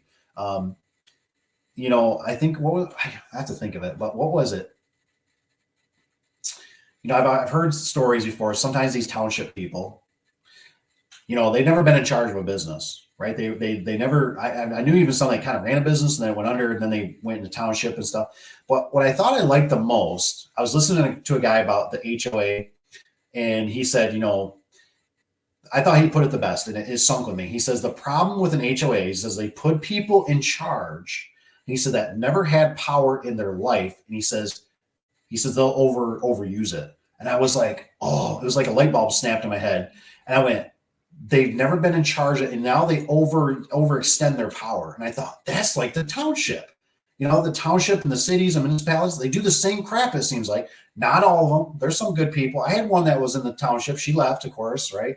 I mean, she would always tell me stuff under the radar, kind of like, like, hey, you got to have three prints, otherwise they're not going to accept it at the meeting, and you got to have a fire hydrant, blah, blah, blah, blah.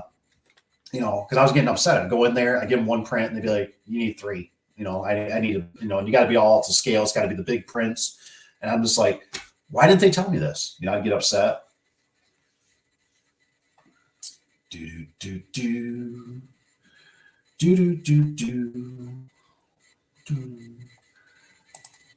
And that's crazy.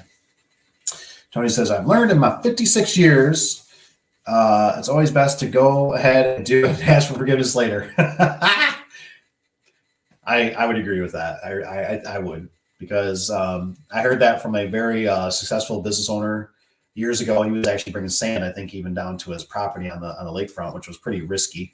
But I would agree, because if you go in there, so like, for instance, right, with my shop, the shop is right next to the car place, right?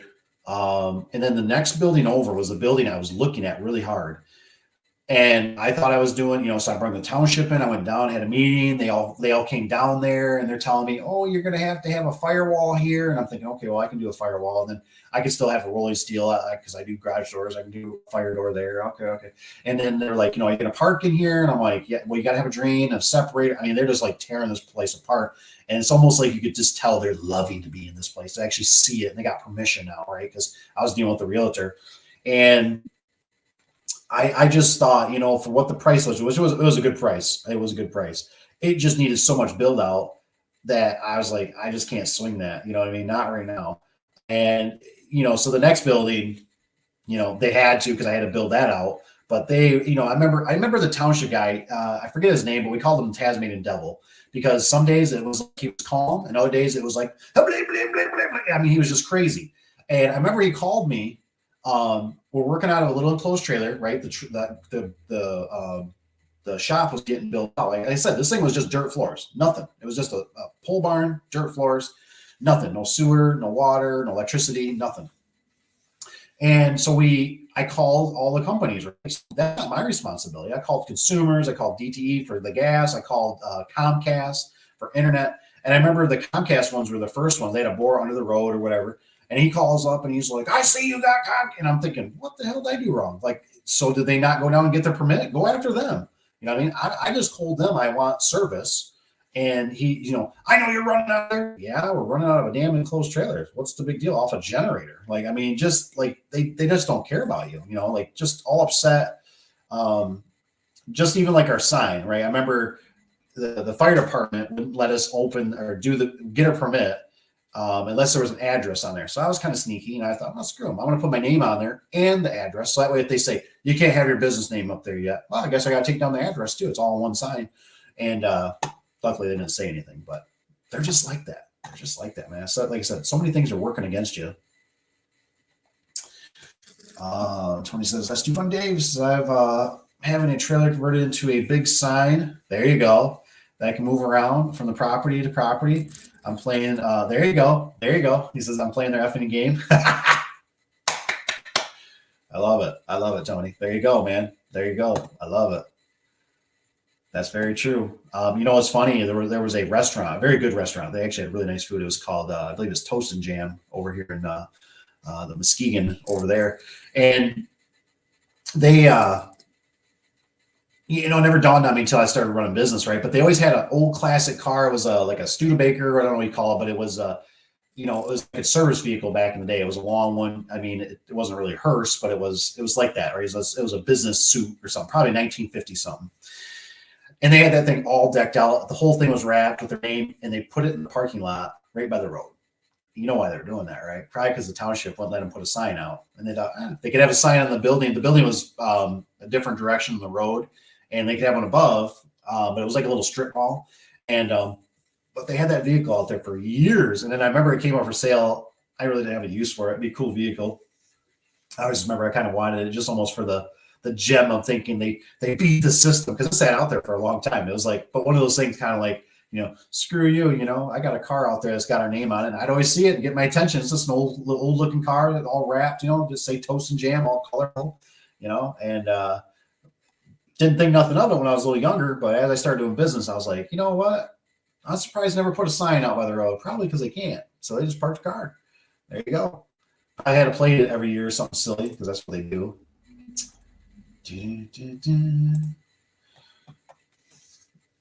Tony or Evans guy says, Tony, I think Sugar Mama can help me out if I see flags me for something. I think you just get a sugar. I mean, I'm still looking. I still been looking. I'm looking to be a pool boy. I really am. So if there's any ladies out there and you got millions of dollars and you need a pool boy, I'm your guy. I'm looking for the pool boy job. I'll wear the speedo and everything. So just get the sugar mama and just forget the rest. Tony's got LOL. Oh yeah. So the hearse would be nice for working. I'm glad I haven't brought that up because I was literally thinking about it the other day. I was just talking to the wife of Tron about it. And it's really weird how like when you kind of get older, at least for me, and I know I'm not as old as some, but you realize how much you like being able to reach everything. So I got the little truck. I tell you what, I can do darn near almost everything with that little truck, right? I got an opener on the side. Like I learned that from Cole, a guy that did fencing, because he would haul top rail, 20 some foot top rail. He had a diesel truck, he had a Dodge. But I remember on the tailgate on the thing, and I thought, damn, I was like, that's a good idea to haul, instead of the back of your truck and all this, and or cutting it. But I love the fact that I can reach. So like a hearse, Evan was saying, it'd be nice for working on garage doors. It's long. I mean, it really is funny how like, it's just so nice to be able to reach things. You know what I mean? And it's not for everybody because obviously when the weather changes, it's not going to be fun because you got to either have a topper or you got to use bins or whatever.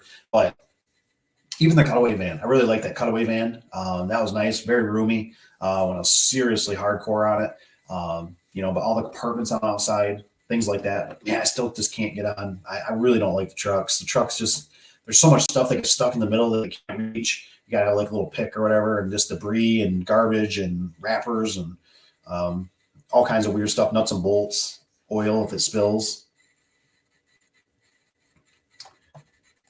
Just don't do it the Harris way. Tony says, I think a hearse would be good. A little weird, but yeah, it's a big rolling billboard. Heck yeah, man. That's why I always like the vans. Vans were always nice. You could plaster them. They're big billboards. Those were pretty good. They're not that expensive, which is nice. Dang, we got 9 likes tonight. What time is it? We'll give it to about 8:30 or so. What do we got here? Just don't do it the Harris way. It's so silly, when you think about it. I don't even see nothing. Is Joe even still around? I haven't seen nothing on Joe. I don't see pictures of him. I don't even see him eating ice cream or nothing. Which is a reference to my sugar mama comment. I love it. What's this one say? Tony's guy says, that's right. Yeah, and it's like you said, it's all what you can afford, what you can do, for your budget. Stay small, keep it all. Especially when you're just starting out, and like I said, especially right now with this economy. Like I said, until something either goes gangbusters.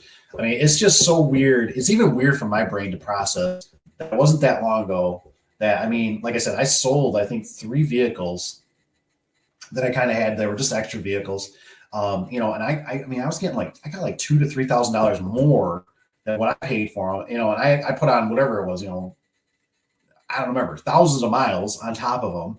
They're already another 3 or 4 years old, and everything was just going nutty on the old market. I remember I was looking for an enclosed trailer, and as soon as you find it, it was 5 minutes. It would be like, it was sold. It was like, people were just like, I'll give you $500 over more of what you're asking. Just silly how much that stimulus money made people do weird things. That's just crazy. And then I just kept thinking, oh my gosh, if I would have had a stockpile, I would have bought some trailers, enclosed or flatbeds or whatever. I would have bought a fleet of those. If I had just had a couple mills sitting around, I would have bought so many garage doors, because I was just getting everybody in the woodworks calling me, hey, you got this? Hey, you got this? They're telling me it can't be for 6-8 months. And I'm just like, I was driving all around Michigan, just collecting them, some that were slightly used to some that were new in people's storage units, modifying them, just crazy times, man.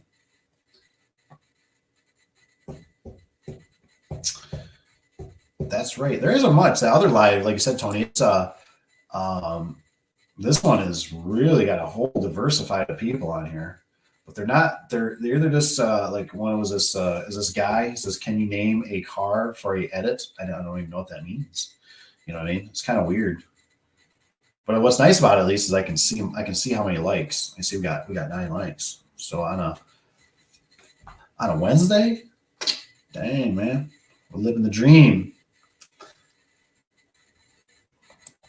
Dun, dun, dun. What's Tony got? So Dave, how often do you shave your nose hairs? That's right. That's what somebody was saying. I was like, never. No, I don't know how often. It's whenever the wife grooms me. Whenever she goes, you're looking bad. I tell you what, man, it's great when you hoorah to all those wonderful wives out there, huh? If you got a good wife, man, it's life changing. It's great. Thank you, women, for dealing with us men.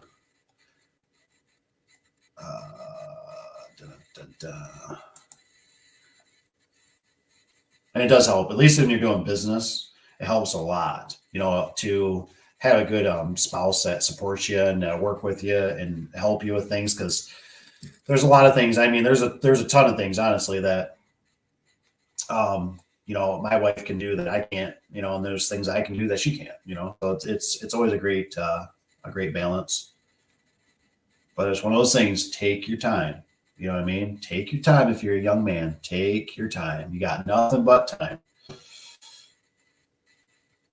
Evan says, I don't think there's any moderators in the other live. No, there's not, Evan, which is fine. Like I said, I think there's it shows one. But that's the reason I wanted to kind of play with it and see if there was any between the web or the webcam to the phone, if there was any difference. That's what I was just kind of playing around with. Plus, I figured out now how to turn it on the phone, which is nice. I know some people don't like it being straight up and down. Still learning.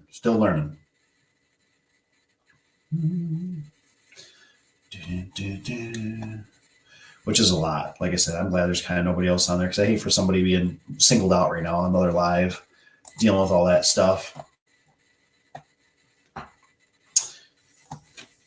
Was Evan says, Dave, he says, didn't you say you were gonna shave when I did, yeah. Actually, I look at some pictures. So it started out with me and Cap, right? Cap mentioned something about, it's just gonna be for a couple weeks. It's just to suppress it, and then things will, go back to normal. And I was just like, dude, I'm like, if one person has it and it's done all this, like, what are you gonna do? You're gonna eradicate? Which was the stupidest thing, right? They were still letting people, it seemed like, travel. I mean that stuff. This is like, come on, you guys. We're men. We're not stupid. Right? There's a lot of things, right? I mean, I look at it too and I go, let's just say, my neighbor's dog is bothering me. A little steak with a little something in it. The doggy goes bye-bye, right? Or maybe it runs too far out back and there's like a pow and something happens, right? Come on. We're not stupid, man. I mean, you're doing the wars and stuff. You send a little service over there, something happens and you don't need to go full-fledged. It's always over resources or something, it's just so silly. But anyways, my beard got really big, I remember, because I told him, I said, well, I said, I won't shave. I said, I won't shave until it's over with. And it did. It got really big. And then as it kind of, was kind of dwindling, I finally started trimming it. The wife would trim certain ways, as however she liked it, or, so it wasn't quite in the way of things. But, it's just funny to me, I just couldn't believe they found another one, and it's like, what's going to be the next one? What's going to be the next, and you think about it, it's probably good for the economy, stimulates, right? I mean, gloves, obviously you couldn't get gloves. Mass business did good. The pharmacy, as Rich would say, the pharmacy did really good. So it's like, I feel like they're just trying to stimulate the economy no matter what.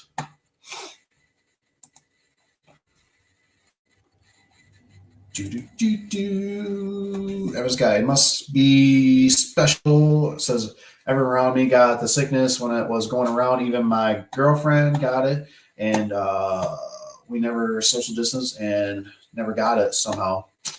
Yeah, it's so weird.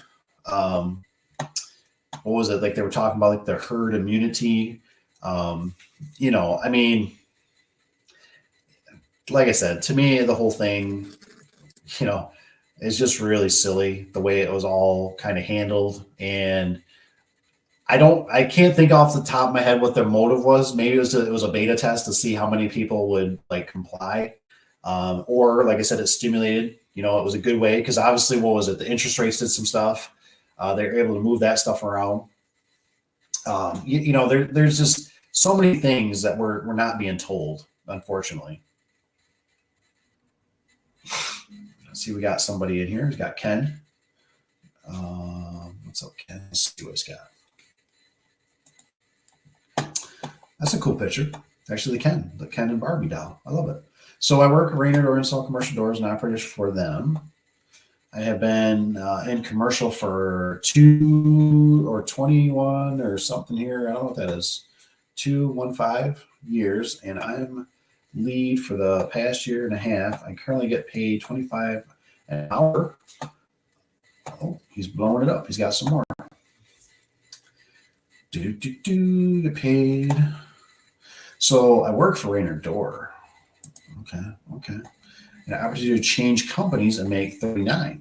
Rainer doesn't supply tools, and I get 3 minutes away from where I live. This new company is 1 an hour. Ooh, plus I get a truck fuel card. Okay. 14 hour plus. Okay. And all tools provided. Ooh, and oh man, Tony's gonna love you. And a Surewinder? Dang. For every truck and all benefits. What is your opinion? My options, because if I had to add an extra 2 hours to my day with city, interstate traffic, or not. Good one. I'd love to hear if any of the guys have some opinions on this. So that's a good one. That is a good one. Boy. Okay, so that's 14. Gosh, I don't know, man. That's hard. So, Ken, by the way, love the question. Let's put this up because this is a good point. Rich has got a good point here. Says you can always move. Now that is a good. How easy is it for you to move? You got the kids, the family, all that stuff tied up. That is a good question. That's a tough one. I guess too. Maybe this matters, maybe it don't. I'm kind of thinking like, what's your age a little bit? Because see, here's the thing for me. As I've gotten older, I value my time, and I cannot stand. I don't like those variables, right? I don't like traffic jams. I don't like more time on the road, more accidents. Somebody hits you, you hit somebody, because those are things that, you got to kind of factor in, I guess, too, right? Those are those times that you're not being paid. I mean, I guess you got a truck, which is nice. What's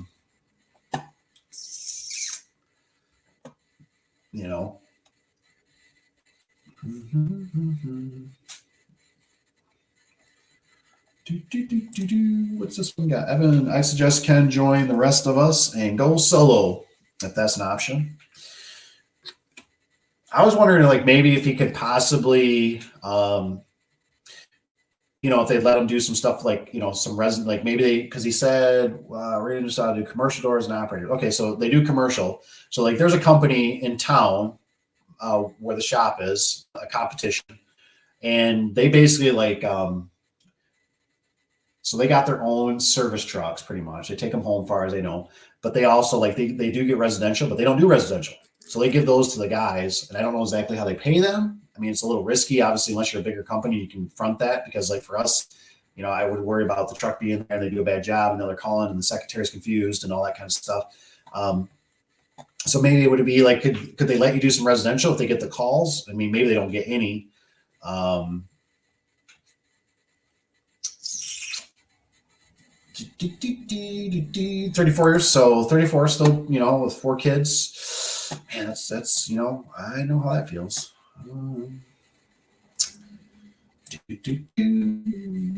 Let's see here, Ken. That's good money. He says, but I don't know. I would rather start my own gig.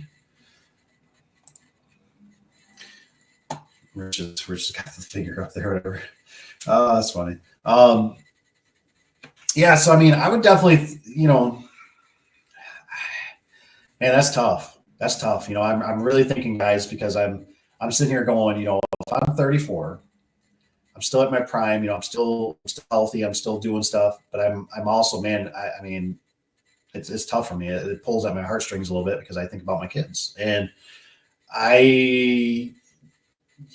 something could happen. You know what I mean? There's a chance you could get hurt, injured.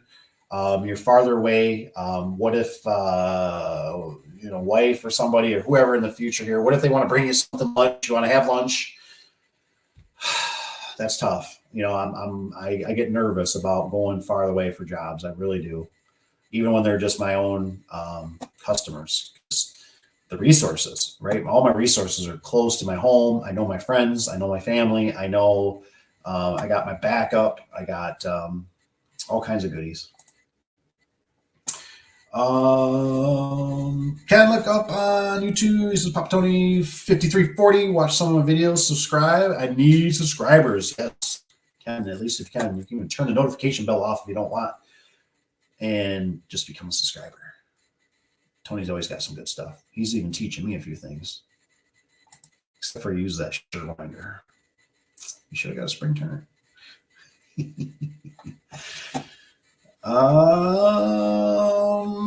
I only went solo because I got tired of 6 years of rejection from the companies here, which is crazy, but it is, you do what you got to do. Like I said, if you got to,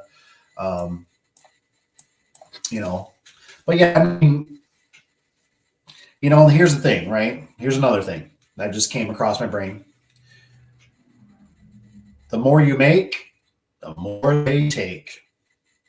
That's just something to think about too. You know what I mean? So yes, you are making more, right? But unfortunately, with the old Uncle Sam, you might get into it. You might feel the paycheck, and you're like, wow, it's only whatever, $100, $200 more. I don't know, and you're like, dang. Where it's like, for me, it's like, boy, if you could do a job on a weekend for an opener install, let's say a resi or something, and you get a couple $100 off that. And it's something that you could possibly maybe, take your kid or kids, 2 kids or something, whatever, and you're in control of. That would be something to think about. So part of me, right? One thing I've learned a little bit. I'll tell you a little bit about Uncle Dave. So I personally, I like my rentals, right? I like the rentals because I'm in control. You know what I mean? If I'm there, I can have my kids help. I can contract it out. I'm in control, right? If I'm doing flooring or whatever, I can spend late nights there. I can contract out. I can bring my kids there. There's nothing. I own the property. You know what I'm saying? But obviously, when you're doing sometimes the garage doors and stuff like that, you got certain circumstances that you can bring them, but there's times that you can't. You know what I'm saying? So for me, I got a big heart. I love the next generation. I love my kids. I pretty much love all kids. I think kids are great. So I'm always like, how can I teach? How can I teach? How can I show them? How can I improve their lives for the future? Because there's a lot of how do you say it? There's a lot of brainwashing. You know what I mean? There's a lot of stuff that we're not told about in life. Especially like even when I grew up, right? It was like basically it's like, go get a good job. And I remember even when I switched a job, and I think I took a $3 pay cut per hour or something like that. And I was like, oh my gosh. But the problem was, right, was that I was kind of over my head, right? I maxed myself out always, right? I bought the house, I got the truck payment, I got like what I'm always kind of trying to explain a little bit to Evan and other younger people. That's like, don't do that. Don't do that. Make sure you got to plush the money, because that's what gives you the freedom that if you're like, yeah, you know what, I'm going to go look, or I want another job, I'm going to take 2 weeks off because I got money saved. I'm looking good. But when you're always strapped, now you gotta rush to the next one. You gotta get the next job, and you gotta make that money. Well, even when I took the $3 pay cut, my paycheck was only like $20 difference. I was like, dang, man! I remember I got my paycheck. I was like, only $20 difference, and I'm thinking like I must have went to another tax bracket. And I was like, this job's way better too. You know what I mean? It was way better than working in a shop and stuff like that. I had some freedom. It was great. I got to be out and about. So, there's pros and cons, so I hope that kind of helps you out. I appreciate the question. Just things to think about. I mean, that is a nice pay. But I don't know. I guess it, all depends too on how you feel when you're there. If you like the people you work with, that's always a big thing. You might get into a situation where now they pay you, that's always a thing to think about. Now you're the top of the pay in a sense too. Now the economy tanks out or something, you get whacked, and you gotta, you know what I mean? Like, if you got, I always look at like, I'd rather have loyalty. There was a guy that was working at the shop, right? And, he left on good terms. He left on good terms. And that's why I think it's very honorable to be a good man. You know what I mean? To tell your intentions. Don't bite the hand that feeds you. Because, I think in the majority, not always, but majority of business owners, stuff like that, like I said, we want you to do good. We really do, right? We want their families to succeed. We want them to be able to feed their families.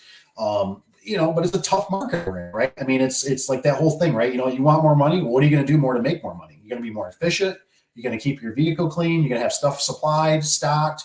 Are you, instead of doing 2 or 3 service calls, you're executing 6 service calls, and you can work, 3, 4, 5, 6 at night, hey, that warrants overtime, whatever. That's very, but anyways, he was leaving 2 weeks, that was, he was like probably the first one that gave 2 weeks. Everybody else would be like 2 days or something. And it's like, really? Yeah, I'm out, whatever. I even one guy, my foreman guy, I basically gave him a week, probably my fault, right? I told him, I said, like, I'm going to give you a week, but you gotta, you gotta wrap up the stuff and you gotta go. And of course, in that time, right, does he do anything work related? Hell no. I got builders calling me, hey, why is your worker here asking if he can have a job? Jesus. You know what I mean? Like, well, because I told him, I was trying to be nice, but obviously I should have just whacked him, I guess. But anyway, this guy gave me 2 weeks. I gave him $100. I was like, dude, here's $100 for being like, a good person. And then he came back, his other company didn't work out, whatever. He was working in a shop, something. He wanted to come in like an hour early, something to do with his kid or something, daycare or something. And I thought, I was like, I remember I think it was Cap and the wife or secretary. They were going back and forth like, well, and I said, look, I said, he doesn't steal. I said, he does a good job. I said, and you're talking an hour, he can load trucks in the morning or something. I said, let him come back. I said, he's always, and that's what I'm trying to say is that loyalty, being an honorable person, it goes so far, right? It's just so, because people talk, man. And you'll build a reputation, if you don't do honorable stuff.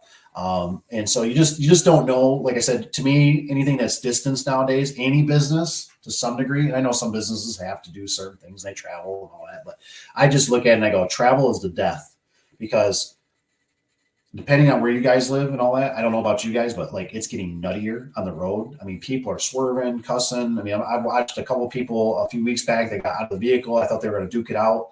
So I don't want nothing to do with the road, man. Like I want to be off the road as soon as possible.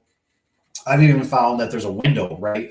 You get like 9 to maybe like noon is okay. But once you get about 3 o'clock, it seems like 2:30, 3 o'clock in the afternoon. I call them the factory rats. I'm not trying to insult anybody. I was one of them. I don't know what else to call them. If you guys got a good little saying, Rich might, for somebody, Tony even, let me know. I call them the factory rats. I go, the factory rats are out. You know what I mean? Because it's like I was there, right? You get out of your job and it's just, oh, boom. And I mean, it's like, I got to get home. I got to change the oil in my car. I got to cut the grass. I got to take the kids to soccer game. I got, you know, and it's like, it's craziness. It's a whole different animal out there versus when it's like, you know, because, you know, you get around 7, 8 o'clock. It seems like the factory rats are going in, sometimes earlier, 6 o'clock. But I've noticed like 9 o'clock to about 2 o'clock is a sweet zone, you know, where it's like you see contractors, people aren't, you know, like they're being paid hourly to be in a truck or doing whatever they're doing, business, government stuff, whatever. And it's more calm, you know, but I can feel it, right? When I get past that 3 o'clock, it's like zoom, zoom, zoom, cutting people off, and people are, you know, getting in front of you. And it's like, what the heck is going on here? So I typically try to, so I can only imagine what it's like, you know, when you're dealing with rush hour, if you're, depending on what time you're getting out and stuff like that. But that can be irritating. You know, I've thought that many times when I've been doing, you know, garage doors too. Sometimes I'm sitting there, especially when you travel. Right? Now you're putting a lot more variables. There's construction, the highway gets shut down because there was a huge accident, you know, robbery, whatever. And now it's like you're sitting there and you're like, are you serious? I mean, I've had times, especially up here in Michigan, I remember we went down some back roads. I had like 3 guys with me pulling a trailer, maybe the scissor lift trailer, I can't remember. And we had to go down some, like, we were like, dude, where are we? Of course, you know how it is, right? We're in the Timbuktus, the internet's not working that good, our GPS. I got 2 guys, I'm like, come on, guys. I'm like, give me directions, give me directions. I mean, I'm just plowing through snow. We had huge drift overs. The highway shut down because there's a huge accident on it. So everybody's dodging. There's like nobody on this country road that I'm on. So I'm like, I don't even know if I'm, you know, I'm heading the right area north. I need to go northwest. And I'm plowing through snowbanks. All I kept thinking is like, we're going to get stuck. I mean, I was miserable. I kept thinking, oh my gosh. I was like, I just want to get home. I want these guys to get home. I want them to shut their garage doors and be safe and you know, sit on the couch and have a hot cup of Joe. And you know, so it just gets to be, it can be overwhelming sometimes. So that distance, man, I've been burned many times on distance. Evans is only solo because I tried 6 years. He's got. Oh yes. I'm gonna turn this one off. I think. I'm gonna say over here. We'll end that one just so it's there. What's Rich got?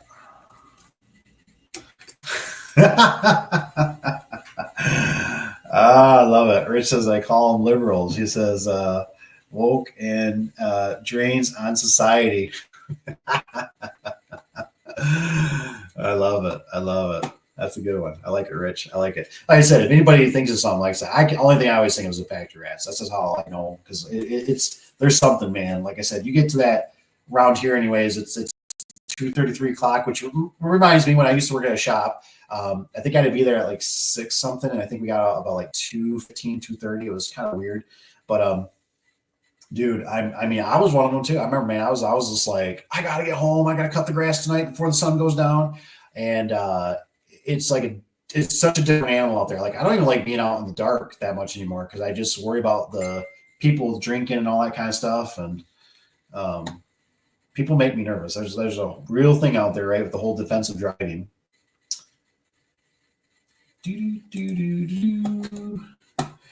Oh, that's right. I call them liberals, he says. That's funny. Maybe I'll say the wokes are out or something. Wokes are out driving. Something like that.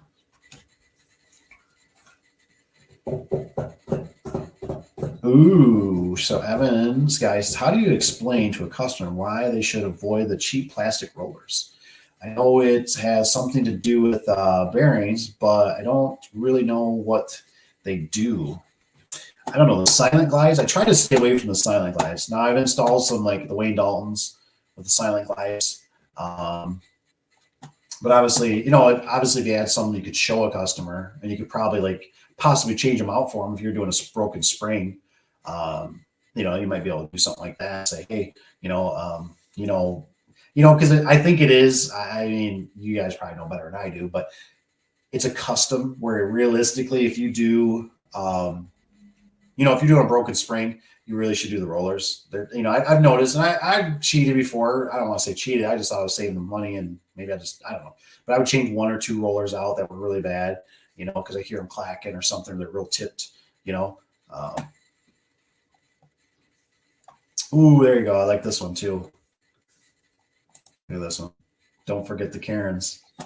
That's a good one. Maybe I'll say that. I always thought the factory rats were it was maybe a little harsh, so we could say the Karens. So don't forget the Karens. Maybe the Karens are out. Maybe that's what it should be. Tell you what, man, people just, they don't have respect anymore. People just are not respectful. When it comes to no courtesy. Man, people are just on hinge when it comes out on the roads nowadays. It's nuts. But for Evan, though, just why you should avoid cheap plastic road. I don't know if you, like I said, what you can really do with it. I always felt the customers out, like when I was doing, when I was doing their installs, I'd ask them, I'd ask them what they're doing. Is this a flip home, whatever. I just do cheap, whatever. Get them something that looks nice on the outside. It'll work. If it's a forever home, I explain to them. I think a lot of people can relate when you're kind of honest with them. Like what, like you want something good for them, and you're not there just for a quick buck.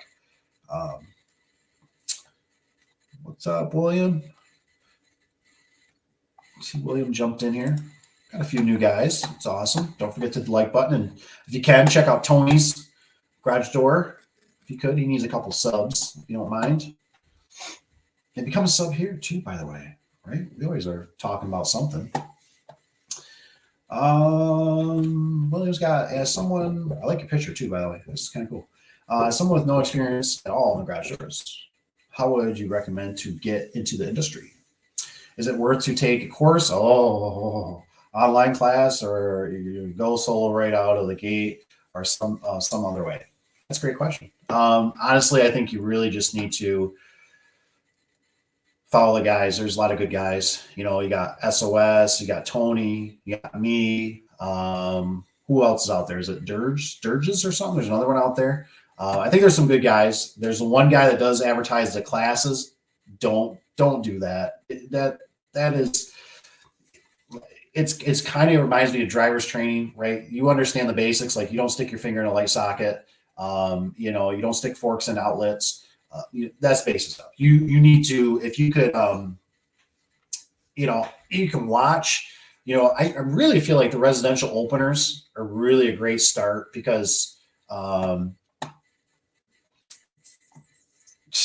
Rich, I think, is being silly on here.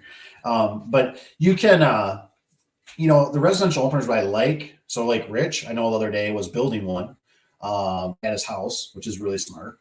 And so if you could do that and you got a couple $100 where you could like build an opener, especially at your own leisure, and then you could possibly sell it to somebody and say, I would market it that way too. I put it on like Facebook or Nextdoor or whatever you think works good, Craigslist. Put on there, say, look, I got this opener. And basically do it for a song and a dance because, college isn't free and you're learning and the worst case, I always look at it, let's just say you bring the receipt and maybe you can't make it work. Right. And you could tell them, say, look, this is what I got. You're going to have to call somebody, apologize. I'm not going to charge you. And you install it. Right. If you get pictures and the job feels right, don't be afraid to, like, that's why I'm just saying, you kind of be honest about it. Say, look, I'm trying to learn. I'm trying to get into this. I'm sure there's some guys that got some good stuff on there too that are put in the comments right here. But like I said, you could just learn, and once you're around it, you'll start feeling it. The springs are really about some of the dangerous. You got to have a little bit of angle, which is weird. I'm sad. Does anybody know? Lowe's used to sell a nice Wayne Dalton back hang kit. I looked the other day when I was there. I didn't see a backhang kit. I was like, dang. I was like, they really had a nice backhang kit for the average Joe. Had nuts and bolts in it. It had a few sticks, different size of angle, nice angle too. I don't see that anymore. I was like, darn. I'm talking to the secretary, see if they can even get those anymore. I'm assuming that there's a good guy in California that has classes. That must be that one guy. I'm assuming Rich. Yeah, most of the people don't have really good luck. They get a certificate. I think William says, I've never worked for an establishment. He says, but I have always interest in trade. He says, been around people who were handy. I just started with a neighbor who needed a new with a half. So, I think like Evan is a perfect example. Like I said, I'm still learning. I've been learning stuff from Rich. I've been learning stuff from Tony. Kevin's always got some stuff. He hasn't been here tonight. Tanner, Rusty, so I mean, like, and to be honest, like if you're, if somebody ever gets into it and they can give me enough heads up, especially like maybe like a weekend works really good or something, and they can do it, I could always help. Like I have no problem like helping you if you can either FaceTime me and you get into a spot where you're like, hey, I'm in this situation, like I'm kind of freaking out. What do I do? It's just I need to know in advance, so I'm not obviously like, well, hey, I'm on a private island and I get no cell service, which never happens. But you know what I'm saying? Like I just need to know.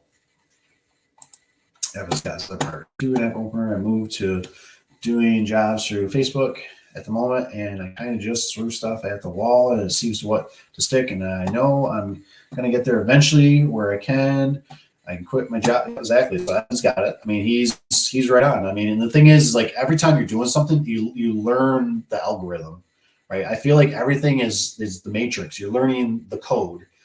So you find out, this worked on Facebook. Oh, I got kicked off. This got rejected on Facebook. I think was I talking to you, Evan? Were we talking about, or maybe I think it was Peter. Maybe it was Peter.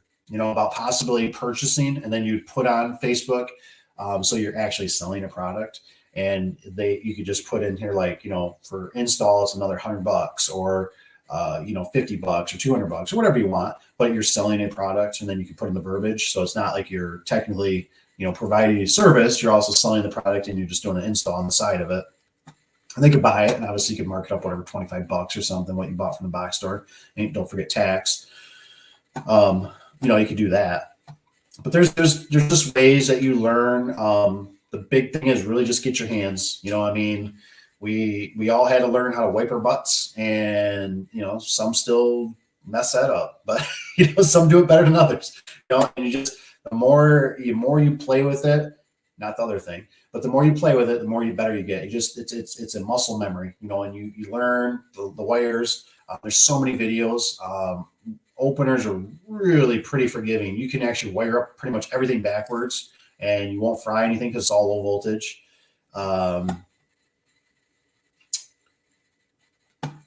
But you can do it. You can do it. I believe in you. As Tony says, I are Facebook buddies. Whenever I get door install, I'm gonna give him a call. There you go.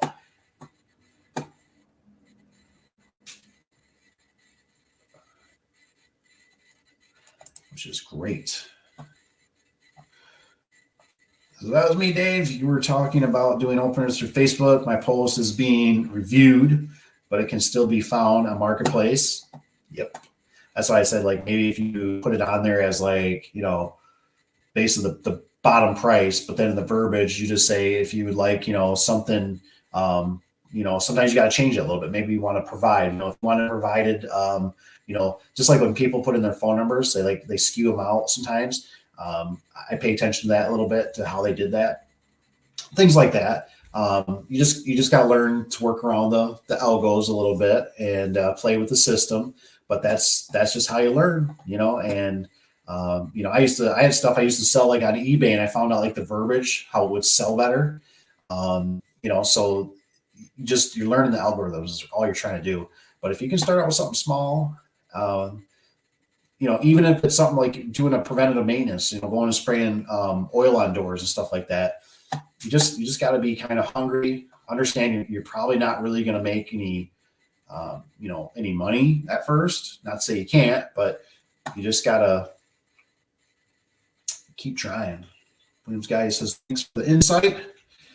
I've seen the guy with the course, and you guys mentioned, I thought about it, but it's a bit pricey. Yeah, it sounds like it's not even. Who's the one? Evan, you weren't one of them that took it, were you? Somebody on here is taking it. Maybe it was the guy Travis. Might have to take a more hands-on approach on my own. I think so. I would rather you,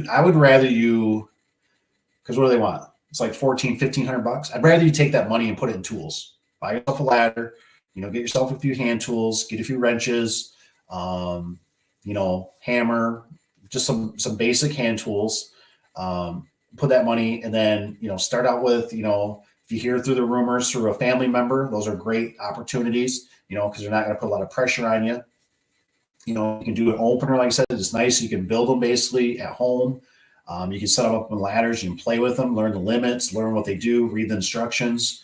Because basically, you know, you think about an opener, really all you're doing is you're if you got a standard door, you know, you're pin in the front, you're doing back hangs in the back, so you're going to want a little bit of angle depending, you know, the ceiling height.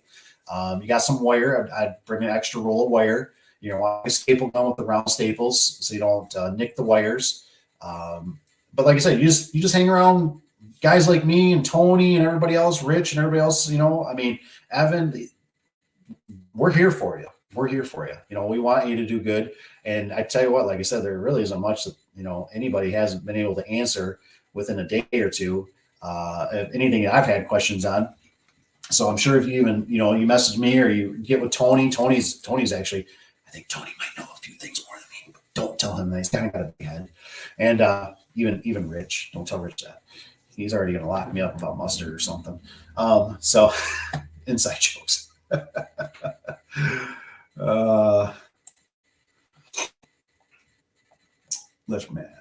considered taking it when I dropped out of college, but ultimately just went back to work. Yeah, you know, you got to remember these things. You know, you do these not to say you won't get some nuggets, right? A nugget here and there, but I've had somebody send me some of this stuff on that course, and it was confusing. You know, it was confusing. So I mean, it just the thing is it doesn't provide. You know, it's not guaranteed. It's like it's like going to college, right? And it's no guarantee when you get out though you got a job. It's just kind of you got this thing, you got a certificate. But, you know, it's just like when you went to school, right? I mean, you got your certificate, but it didn't guarantee anything. Now you got to go sell yourself. You know, you got to go out there and get a job and put boots on the ground. I had to put that up, Rich. I can't believe you. What a jerk. Oh, man. So I don't think Rich has a YouTube. Correct me if I'm wrong. But Tony's here. Tony, blow it up. What's his name here? So Rich said you don't have one, but Tony's got Tony is just Tony's Garage Door Service. I just looked up Tony's Garage Door. That's how I've been searching for him on YouTube, even though I'm a subscriber, and he pops up in my shorts. But like I said, go check him out because he needs some subscribers. He's got good stuff actually. And subscribe to his channel. And like I said, check out. He just did one on today or something about testing the wires. He's got his little pulley system, which is great for putting up openers, basically solo, which is awesome. He's just got a lot of cool little tricks. You know what I mean? You really, with YouTube University, you're getting the best class. Like I said, I really wish this was here when I was starting out because I had, you know, I had nobody. I had to go buy books that didn't mean nothing. They were just telling you about business and that. I mean, everything was learned. I self-taught myself everything, you know. There you go. Look at, we got the, oh no, what did I do? I passed him. We got the garage door geek or whatever. Yeah, he says we need more door guys on YouTube, on the tube. I agree. And then the garage door geek, he's got stuff too. Like I said, you should go check him out. Is that how you find you? Make sure you put on here. I don't know your first name. Sorry. Also another one too is who is it? The Brazilian, I forget how it's pronounced. Maybe Evan or somebody knows. The Brazilian hot dog, whatever his name's, I think it's Adam. He's got all kinds of good stuff, man. I've been watching some of his stuff. I think he's right up there with Garage Door Geek. I think he's kind of got similar stuff on the residential openers. Great stuff. I mean, just showing you how openers and stuff, older ones and newer ones and failure points and what they do.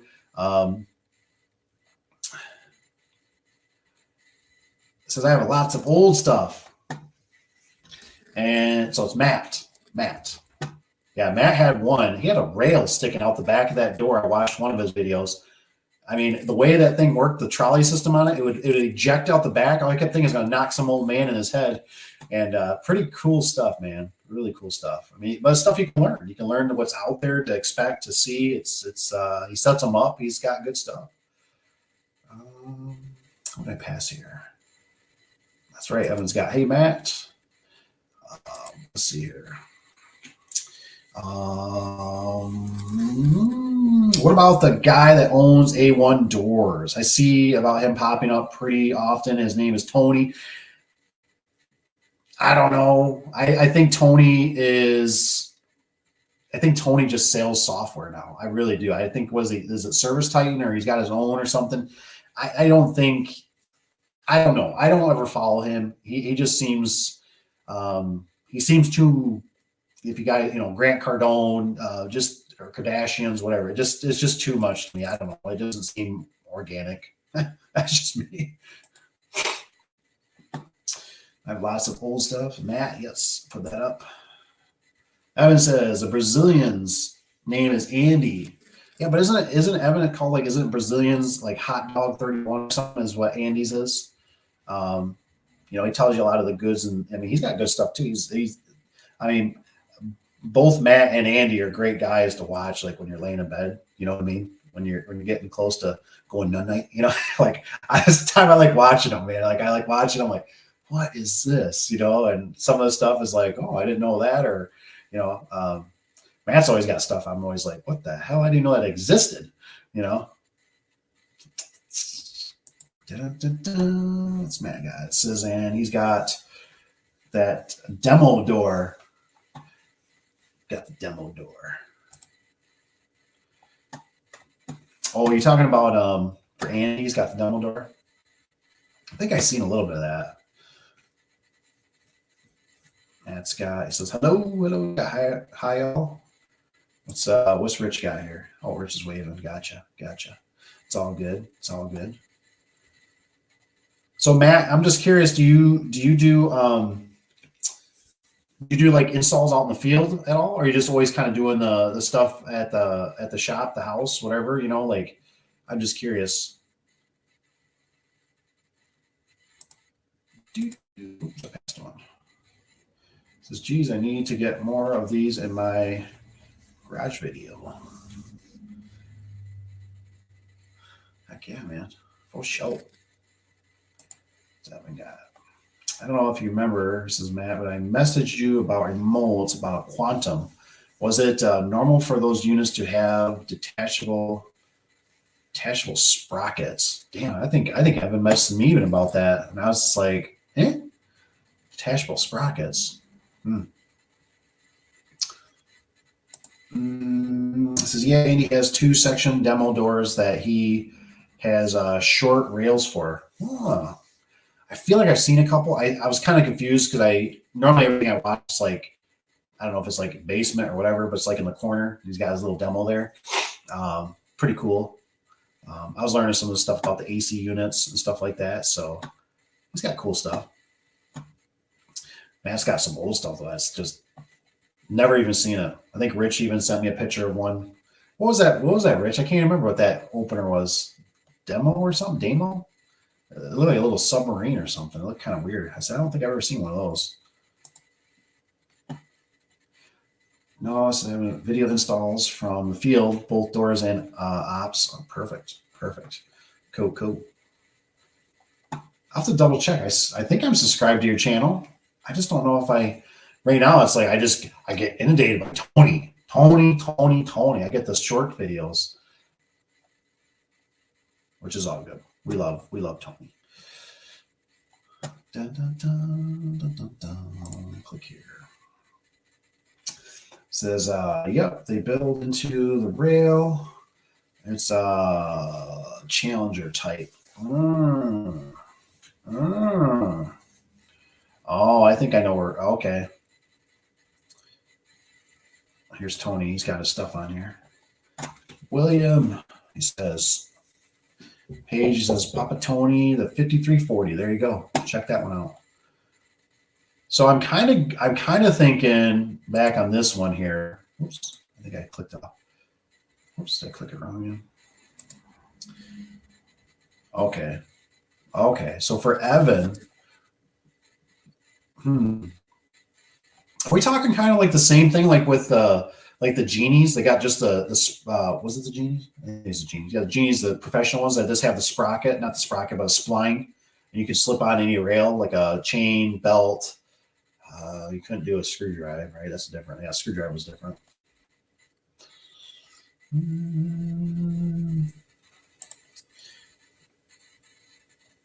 I've been hammering them out. That's right. Tony's been on it, man. I got to rewatch his one that he did say, I believe, for the voltage check on the wires, diagnosing, because that was pretty interesting. I thought that was pretty cool. Like I said, though, but you can, like I said, you hang out, you get on these channels. I'm sure Matt even does. I'm sure Matt tries to answer questions. I know sometimes it's difficult. Maybe Matt knows a little bit too. Like for me, I noticed like the comments are hard. Like I really don't ever go back into the comments after I've already responded. So it's kind of like I feel sorry, but if anybody ever needs to, they either need to message me. Some of you guys have my cell phone, or they got to do the davadubson@gmail.com, email me. Because the comments, it's like I'm always looking at what's new in the comments, and then it gives you an option, I think, for what's been responded to. But it gets bogged down because you can start like you're like, oh, I did to respond to this one, but this is, you know what I mean? Like especially when you get 3, 4, 6, it gets to be like you're like, secretary, help me out here. Yeah, I believe that's what they're talking about, Dave. The slip over bolt on. Yeah, those are pretty slick. I thought that was always a good idea. You know what I mean? Where that we can have different rails, but honestly, it just feels like for the price point. I mean, I don't know. It seems like some of the stuff's what, $20-$40 more. I'm just like, you know what? I'm like, I'd rather just like kind of have one option. Just I don't know, just stick with something that works and one thing. He says, yeah, I believe that's why they're talking about Dave slip-on. Dave, yes, similar. The Wayne Dalton Challenger. Okay. One's had 2 big pins on the sprocket and set into the top of the heel coil. Is it gear? Heel coil? Huh.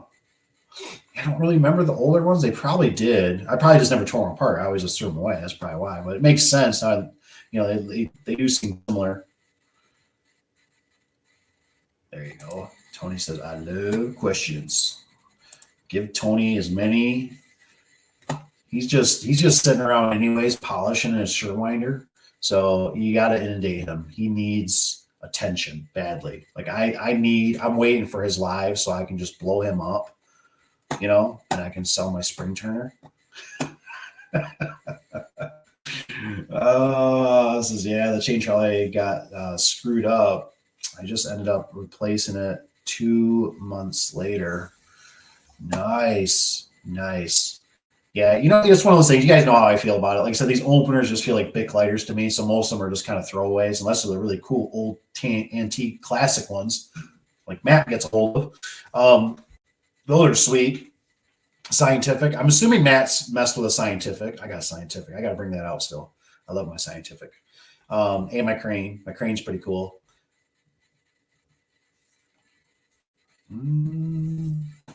Oh man, look at, we got another lover. Oh, Matt's, look at, Sherwinder, absolutely love it. Here we go.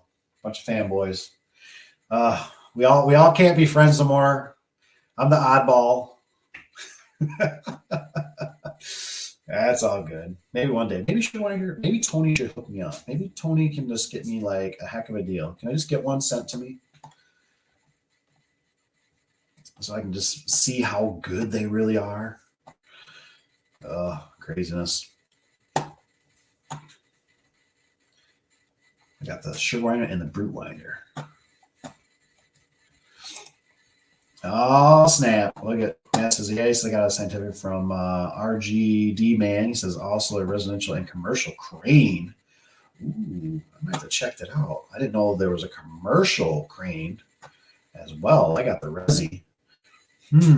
Interesting. That Scientific, though, what I thought was odd, and I was really glad that one of the guys mentioned it to me. He's like, do you want this? It was a residential Scientific. I didn't know they made, I think it's for a 7 foot tall. Maybe it's 8 foot. Gosh, I can't remember.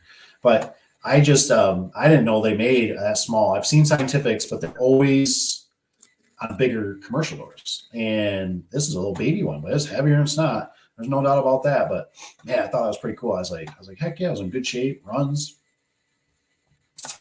I have to check that out. I'm assuming Matt's got a video on the crane, the commercial one. Dun, dun, dun. Dun, dun, dun.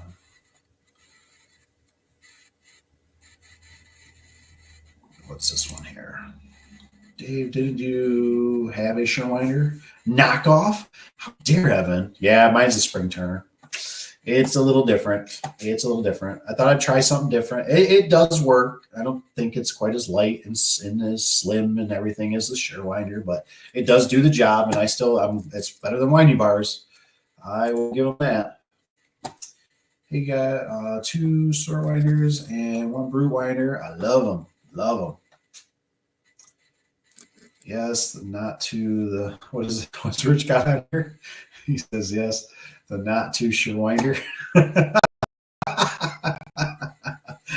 a good one. I like that. That's a good one, Rich. Oh man.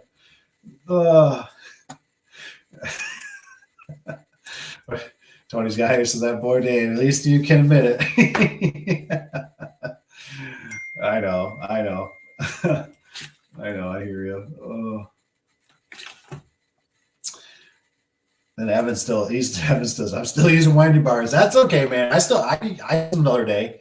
I don't have nothing really for residential, and I don't want to deal with it. This is a small single spring, so it is. But man, I tell you, if you got like when we did, I feel badly. I wish the guys would have for that. We did a 12-door job, 2 springs. You know, I mean, man, 12 by 14s. Oh man, I would have been like drooling to have that thing.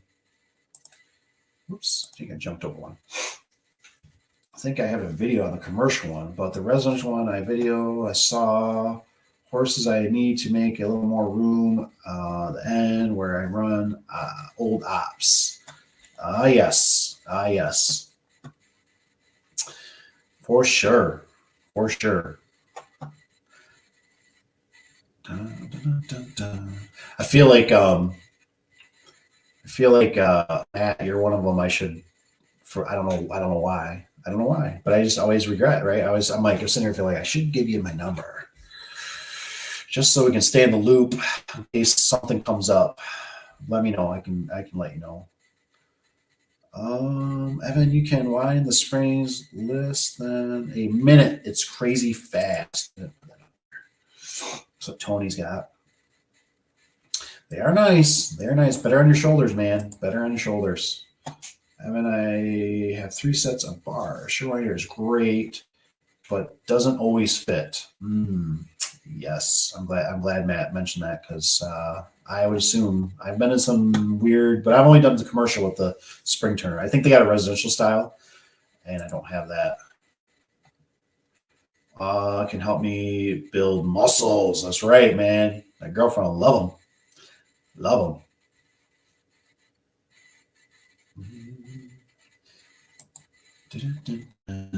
Evan, indeed, that's right. Build those muscles, baby. Yeah, it's not bad. It just seems like when you get into multiple, that's where like if you got 3 doors even with residential, it's just nice. I noticed when I used the spring turner, it was nice to not have to I didn't break a sweat. I did 3 doors, 2 springs, so what, 2, 4, 5, 6. I did 6 springs on the sigil lift. I just rolled right across, and I realized at the end, I was like, man, I'm not sitting here like huffing and puffing. I would have been ripping the hat off. I would have already been like dripping in sweat. It was a hot day. That will Evan. He says you'll get the Popeye arms. That's right. Don't forget to eat your spinach. That's for sure. So I probably won't stick out here too much longer. Just to put it out there because we got these are all.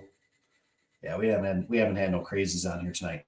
So for Matt or anybody else, just remember you can get my number. It's 231 720-9675. Let me see if I can just type it in too, just so it's on here.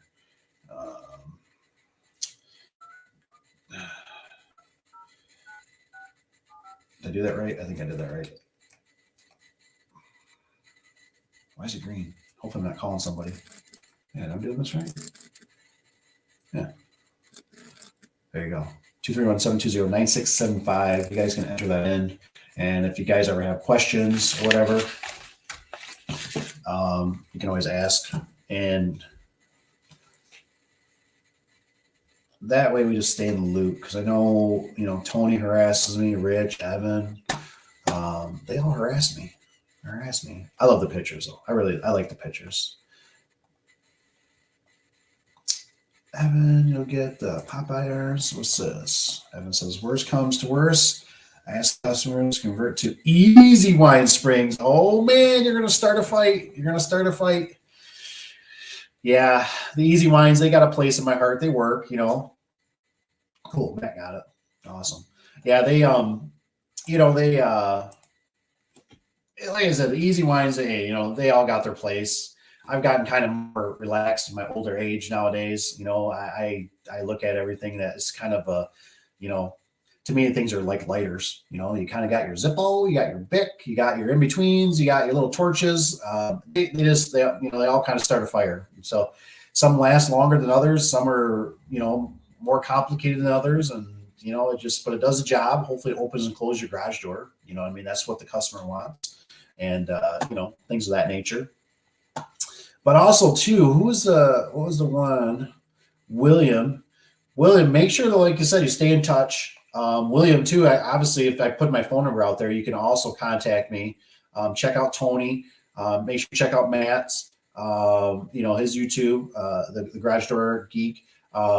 You can learn a lot from these guys. They're just a wealth of knowledge. YouTube University is just insane. If you sit there and spend the time, put down the video games and watch educational stuff, you can learn a lot. You really can, Says, got it. That's good. I already mentioned that. That's cool. Do you even carry easy wine springs? Evan's got. Do you even carry easy wine spring replacements? No, I don't. I just go if I run into that situation, because I don't really endorse it. It's just more the path I've been going down now to try to help educate younger generations and all that good stuff. The customer typically purchases it. Otherwise, there's the affordable door and gate side, which obviously we don't use that stuff. We deal with all the big boy good stuff. But if the customer purchases it and I go with it, and then if I run into it, possibly, I'm just going to go to Menards and pick up, because I don't know how many you'd have to carry or what the basic is. If they want to go down that road. Now, honestly, back in the day when I was, full tilt in the captain seat, it's just a spring conversion. Let's just do a spring conversion. It's $300 or whatever, and we'll get you rocking and rolling today. Okay, the customer would say, and they would go at it. Because obviously the easy set, they're kind of complicated, especially those bearings. If you're not careful, they'll popping out. But they work. And obviously, since Rich told me about spraying the inside of that tube, man, that's nice, man. I'm telling you, that's nice. They're so much quieter. I used to spray the heck out of them on the outside. And those things constantly, always when they go, make all kinds of noise. It was horrible. So that's why I just let the store, the box store carry that. They got the inventory. Obviously, you got to spend a little bit of time. That's that. But when you're starting out, like I said, you normally got time. You know what I mean? So if you're making a few bucks, you just learn as you get older. Time becomes more valuable because you just don't got time. You got all these customers you got to take care of. If you want a good garage door installation, check out video home improvements video. Is that a joke or that's serious? What is that, Evan? If you want a good garage door installation video, check out house improvement videos. Oh, okay. I'm thinking, I don't know, my brain was going to home improvement, like Tim Allen.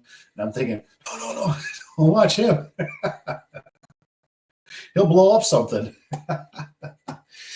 All right, guys, thanks for being here. I'm gonna get out of here. I gotta spend some time with the kiddos and all that good stuff at some point here, and kiss the wife goodnight.